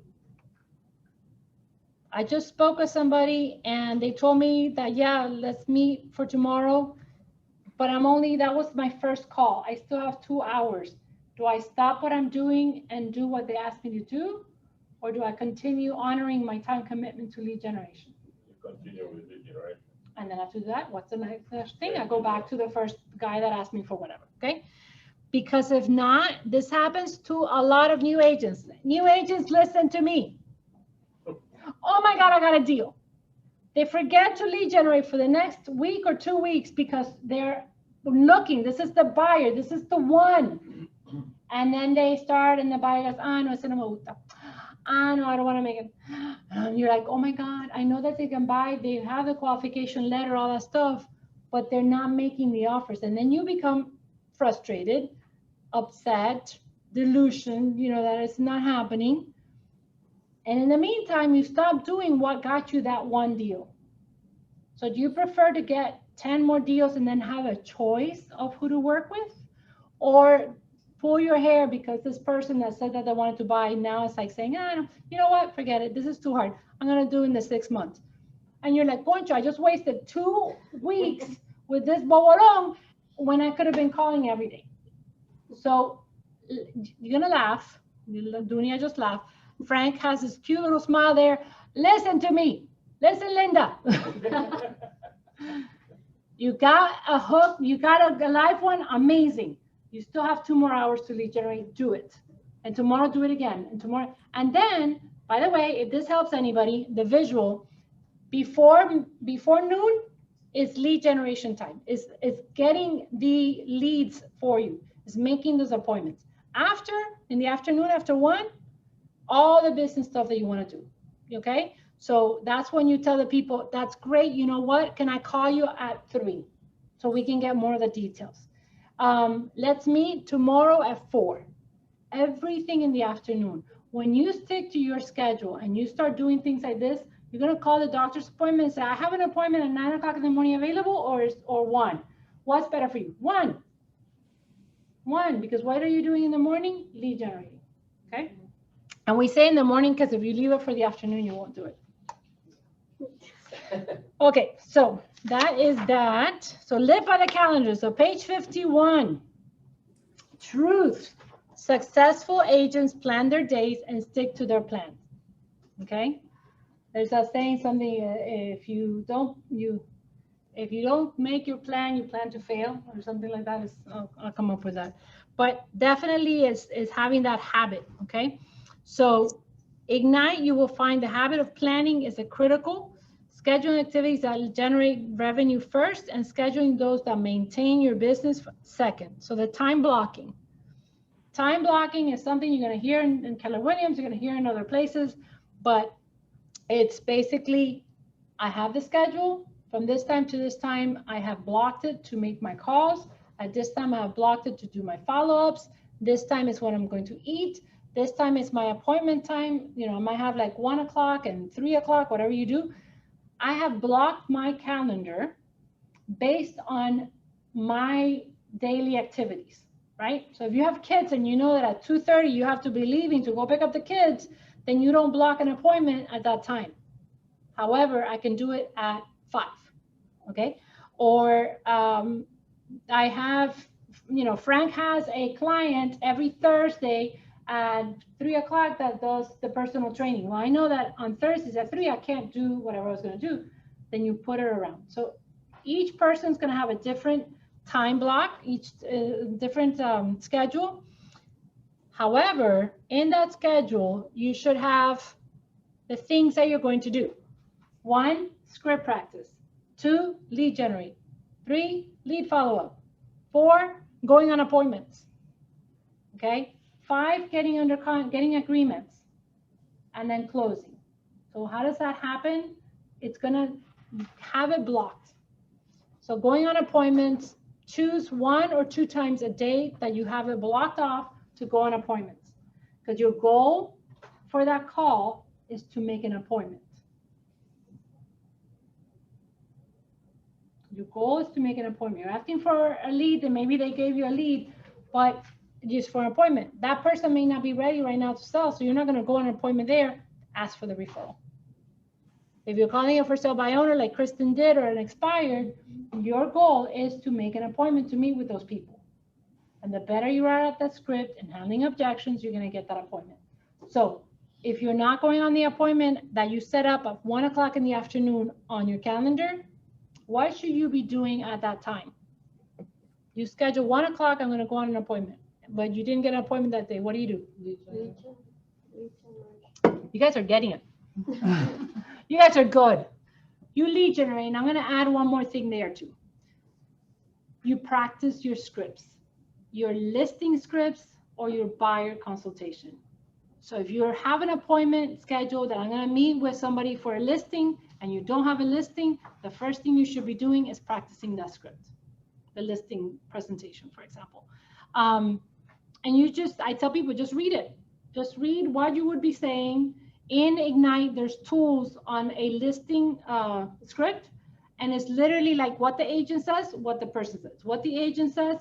So look at that. That's under your tools. I'll show you when we are done here. So time block. And what happens if something happens that you need to run. And at 10 o'clock in the morning, you weren't able to do it. Some emergency came up and you really couldn't lead generate at 10 o'clock. What should you do? Reallocate the time. If you replace, you have to put it where it goes, right? If you have to cancel something. So block your calendar, no skipping. And it says here, allow, on this on page 52, allow for no interruptions unless, allow no interruptions unless it is a real estate emergency, like a family crisis. Oh, sorry, a real emergency, because I was gonna tell you there's no real estate emergency. There's really not. And especially at 8 o'clock at night, it's like, oh my God, blah, blah. Listen, nothing's gonna happen. The title company doesn't open till 8 or 9, the bank is not open till, so there's nothing that we can do today. We'll deal with it in the morning, okay? Everybody calm down, blah, blah, blah. There's no real estate emergency, but there is a real emergency, right? The kid has blood gushing out, you have to go to the doctor. You can stop time, you can stop lead generating at that time. All right, so during Ignite, it shows you the calendar right there. And I don't know if I have it here. Does that? It's here. Yeah, so there's the calendar. And it's a little different because it's Monday, Tuesday, Friday for Ignite, because we don't do it on Wednesdays. So what do you do in the morning? You come into the market center to do Ignite, you have your lunch, and then look at that. Attend appointments or attend another training, okay? Complete your daily 10-4 assignment. So we called, Dunya talked to 2 people. How many are we supposed to do a day? 10. So how many does Dunya still have to do? 8. Tomorrow. 8 today, right? If Dunya does 6 today, she's still 4 off. So she can either, the right thing to do is add it to your next day. You still have your 10 for the day and the 4 that you didn't do the day before, and you build it like that. Okay, that's for real people who are really like a go-getter. No, you don't leave it for tomorrow. Okay, respond to emails, preview and visit homes, and then you're at home, and then you review the calendar for tomorrow. That's huge, guys. I have to do this because I just have a lot of things going on the next day. I want to make sure that I'm ready. If I have a presentation, if I have to teach a class, if I'm going to meet with an agent or a buyer, whoever, I need to be ready. So the night before, review it, okay? Because things could come up. Or, oh my God, I forgot that I had a doctor's appointment and I double booked myself. So what are you gonna do, okay? So the night before, so you don't freak out in the morning. Then page 53 shows you what you can do on the days that you don't have Ignite, but Ignite's going on. And then Saturdays, if you choose to work on a weekend, you can. George and I do not work on Sundays unless we really, really have to. Okay, so this is something that we tell our clients that we're working with. Sunday is family day. So you're going to do that. Page 55, there's an exercise. You go ahead and you do that on your own. But what is it that your calendar is going to look like? Page 56, you have post-Ignite. So this is what's going to happen after Ignite. Okay, and you can tweak it based on your own situation. On page 57, who will hold you accountable? Again, you have the 4 conversations. You have coaching. So your coach will, if you're in coaching, you will have your coach that can hold you accountable. And just be honest. If you're not doing anything, don't report the numbers, 0. Okay, well, why let that person then say, how do you feel about that 0? Or whatever, right? Partners in success could be somebody here that can hold you accountable as well. You can hold, during Ignite, you can find a partner that can hold you accountable. And then your personal accountability. That is, make no mistakes. You cannot do this alone, yet you can commit to being accountable to someone else. You have to do this. A page, let me see, because the rest of personal accountability, you can read that. So the next page is till 60, it's on you. Page 61. So there's 2 agreements here that we have. We have an agreement of expectations. So you have here the Ignite journey. And because of timing, I'm not going to read it because I want to make sure I'm already over. I'm so sorry. but commit to it. I commit to this, I commit to that. Read it, you know, highlight it, do whatever you want. This is super important for you. And then the other one, you remember when I told you guys, if you have a family or whoever can hold you accountable, you let them know what you're doing, right? If we do this, I'm going to do this, you know, get them involved in the goal. Well, you're taking this course. You started this business. It's letting them know how they can help you. So family member, and then you are the chiropractor in training, going through that. So I understand the time and activity commitment that Ignite and real estate business requires, because you've told them, hey, in the morning from 9:30 to 12:30, I'm doing this class. Do not call me. I'm not going to go help you do your groceries. I am not taking you to any doctor's appointments. This is what I'm committing to myself, right? So go through that with them and have them sign it, because when they sign something, it's kind of like you, right? We're doing, let's say, a buyer-broker agreement. In the buyer-broker agreement, there's certain things that they're agreeing to do, and you as the agent are agreeing to do. So then by initialing those pages and or signing, they're letting you know, okay, I agree with you, I'm good with this, you know, whatever it may be. Same thing. So on page 65, I feel like Speedy Gonzalez. Okay, so on page 65, we're putting it all together. This is your action plan. After each Ignite session, there's going to be an action plan. So whether the instructor goes over it or not, this is kind of like, what do you expect to do next? What should I do next? So this is really, I am going to read these real quick. So the action. Polish up your big why statement and post it where you can see it while you're making calls, because that's going to be your fuel, right? So by when do you want to do that? Or by when should you do that? Complete your daily 10-4 activities. So today, if you made one call, you have 9 more to go. And not calls, contacts. Start tracking your activities daily. Like I said, you can either create your own scoreboard using Excel, a Google Sheets, whatever it is, or a notebook that says Monday, what did I do Tuesday, whatever. Create your time block calendar. And if you have any questions with that, see your coach, see me. Schedule regular accountability time with your market center leadership or partners in success. So for example, once a week, Adriana, for example, your partner in success is, let's meet every Friday at 3 o'clock just to see how our week went. Or Saturday morning, because that's the better, you know, whatever. Let's evaluate what we did this week, you know, and go like that. When you have somebody that is waiting or counting on you to report the numbers, do you feel you will be more like apt to keep track? Okay, so do that. Schedule time daily for script practice with your partner. We get on at script practice at 8:30 in the morning. We do listing presentation. We may go through a script, handling objections for 30 minutes. We do those things. We do breakouts, and it's not intimidating. I got into another one that was very intimidating because these people are like, oh my God. So if you need more, like, you want to be more intimidated, let me know and I'll give you the link to that one. But at 8:30, and I posted on the chat, so please, you know, get on there. Prepare for your next class. So download anything that the mission tells you to do. Complete any mission from today. Discuss with your family the obligations you've committed to for the next several months. If you're doing Enhance Ignite, so if you're taking this class to do your Enhance Ignite, right here, and I'll share with you guys. I think it's enhanceignite.com. You can go to enhanceignite.com.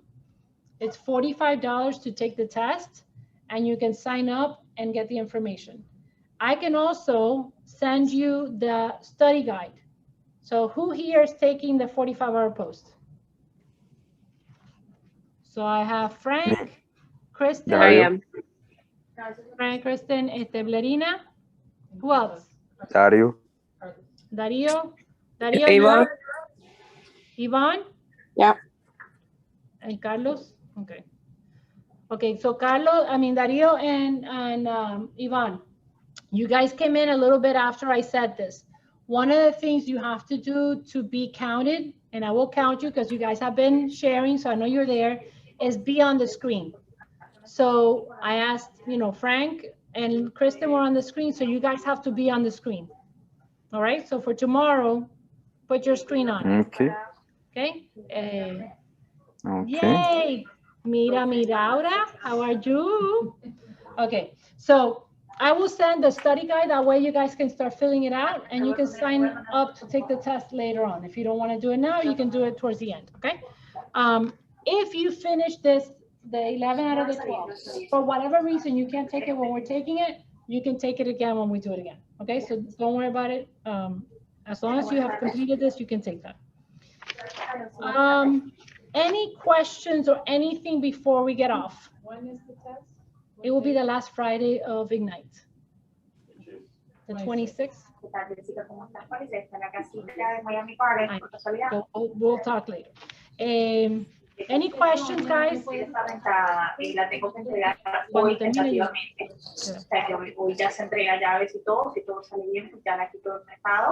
All right. Darío, it's very interesting, the conversation you have behind you. Can you mute yourself? Oh, yes, you're right. All right. So there's a lot of tools. I just want to make sure that I've covered everything. If you have any questions, ask. If I'm not available, put it on WhatsApp, on our chat, and just ask whatever you want to ask, right? But just make sure that don't worry about it. You're not bothering anybody. There's no silly questions. Go back to the 6 personal perspective videos if you can and watch those. So let me do this. You guys, we're done. So if you need to get off, you can. I'm just going to show really quick here. I'm going to stop sharing. I'm going to, you had a question about Enhance Ignite. Sobre el test que dijiste que iba a ser el 26, Sí. es como de curso. Ese es para pasar el 45-hour post. Oh, okay. No, we don't have a test. Ignite doesn't have a test. It's for the 45-hour post. So I wanted to show you guys, I think it's here, espérate. Share screen. Where am I?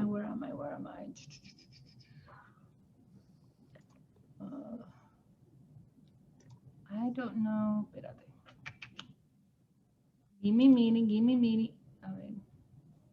Share that. That's not what I wanted.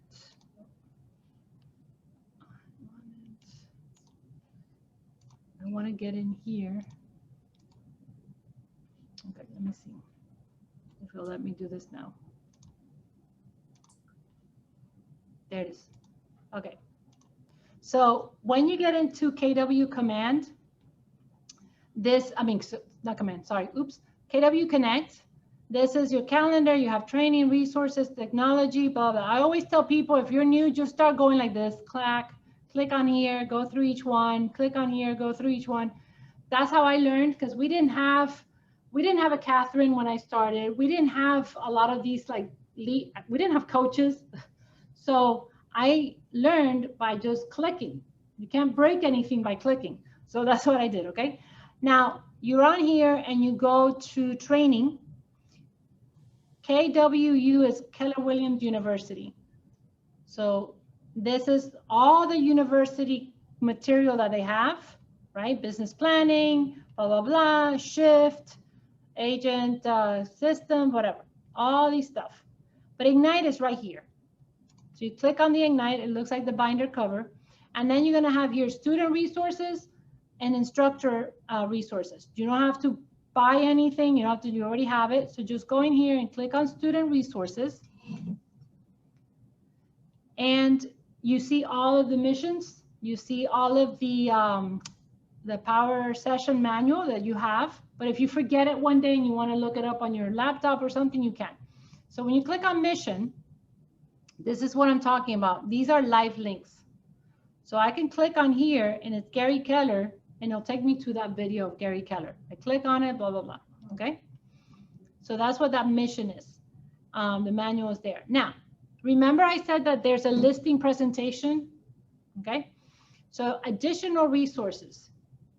10 things every real estate agent should know about mortgage lending. Ignite Toolkit, Ignite Scripts, database spreadsheet. Don't worry about that. Okay. Buyer needs analysis, buyer presentation, pre-listing presentation, agent script. What? Okay, I want to see, what is this agent script? Please move this window away from the shared application. I don't know how to get rid of that. But anyway, so this is it. Prepare, so you prepare this listing presentation for Fulanito, compliments of Eva Gonzalez, team database. It tells you what to do in preparation. I don't think I can make this high. Confirm appointment, or really, instead of confirming, you're reminding them, hi, I'm calling you, remind you that we have an appointment tomorrow at 1 o'clock. I have a few questions. Do you have a minute to answer them? Sure. Okay. You can go where it says enable editing on the top, and then you can start clicking stuff there. Then at the close, enable this one. Well, I'm not changing anything. So show up on time or a little earlier, Miami people. Have a copy of your listing presentation for the sellers. But so it tells you, it's gonna tell you, thank you so much for giving me the opportunity to get your home sold. Okay, you review the listing presentation. If you send them a pre-listing package, did you get a chance to review the listing the pre-listing packet that I sent you? Yes. Do you have any questions? No. So you're ready to sell? You're ready to sign? I always do that as a joke. And they're like, no, I just want to, whatever. Okay. But if they say yes, you're done. Sign here, and we will move on to selling your house. Okay. I'm being funny, but it has happened. Is So this an actual, is this like an actual one or? yeah, you print this and you can go through it. Okay, and we kind of like delete whatever is in red, correct? Well, this is your copy. They have their own copy. I'll show you now. Okay. What this is telling you is, this is what they see. This is what you see.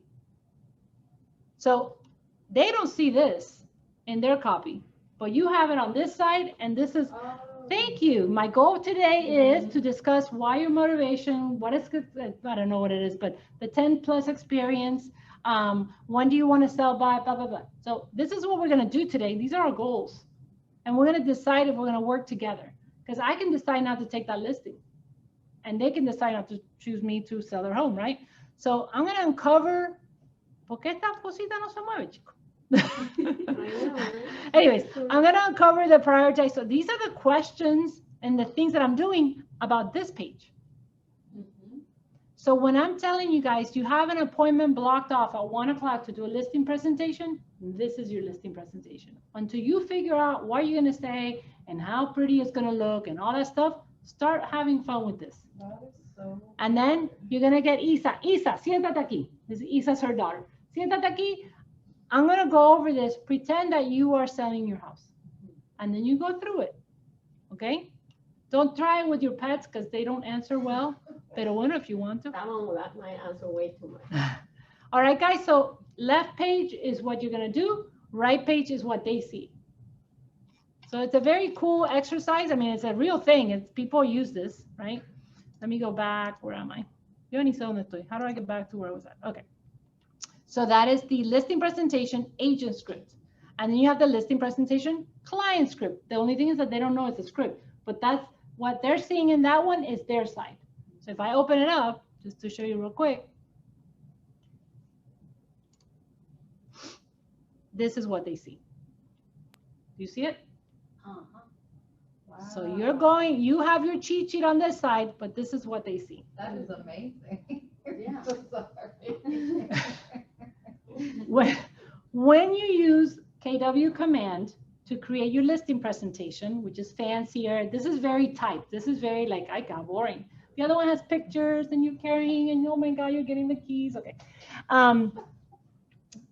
Use this to guide you through that. So you can choose the images that you want, but you can still use this as what you're asking, why you're asking those things. Okay. So I tell you, this is for me was a great tool to go over it. And like Larina said, I can edit, right? Enable edit, and I don't want this one and take it off. That's so cool. Yeah. I have not seen this or heard about that. So I am so glad that you decided to come today. Okay, buyer needs analysis. Again, these are for Canada. So don't use this unless you're dealing with somebody in Canada. But buyer needs analysis is the same thing. You have the buyer presentation. These are all questions. So I don't know what to ask the buyer. Sorry, that's what you guys sound like. Okay, so this is it. You wanted their information. Who is the primary contact? What's prompting you to move? Da, da, da, da. What are your needs? What's your dream home look like? Okay. And if we can only have 5 things that you 5 must have, which ones are they? They're in here somewhere. I don't know, but okay. I need to, it has to be one single story. Do not show me any 2 stories. So you're going to put them on a search. 2 stories will come up, because if you make it too detailed, you might miss an opportunity. Sometimes people don't put their MLS correct and whatever. So, but my 5 must have, I need to have a window in the kitchen, a large yard, a pool, a 2-car garage, and it has to be a single 1 story. Perfect. If we can't find one that has maybe 4 out of the 5, are you still going to be okay with that? And if it is, which one thing can you do without? You know what? I can do without the pool. Or I can do without, okay, if it has 1 car garage versus 2, whatever. But ask the questions. Don't just go, okay, 5, I can't find it in Miami, a $300,000 in South Miami home. Oh, I found you a home. You just have to put $200,000 in it to get it, you know. You said to find you a $300,000 home, okay? Anyways, okay, guys, I hope that was helpful. Let me go back to my Zoom people if they're still there. I can't even. How do I get out of here? Ah. Oh goodness, technology. I love it. I love technology. That's one of my affirmations. Just go to the top, all the way to the left on the top. Ahí está. Hello, ladies. You lost a couple. I lost a couple. It's okay. It's that talking too much thing. No, this was great. Okay, so that's it. So we're good. Thank you, Eva. And Adriana, tú me habías preguntado que tenía que comer para Thank you, Eva. It's nice. Bye, guys. We're good. Let me stop. Do you guys have any question? No, we're good. Well, I'm good Okay. at least. Okay, Ivonne, ¿tiene pregunta? Nope. Okay. Nos vemos mañana. Same time, same bat channel. Bye, guys.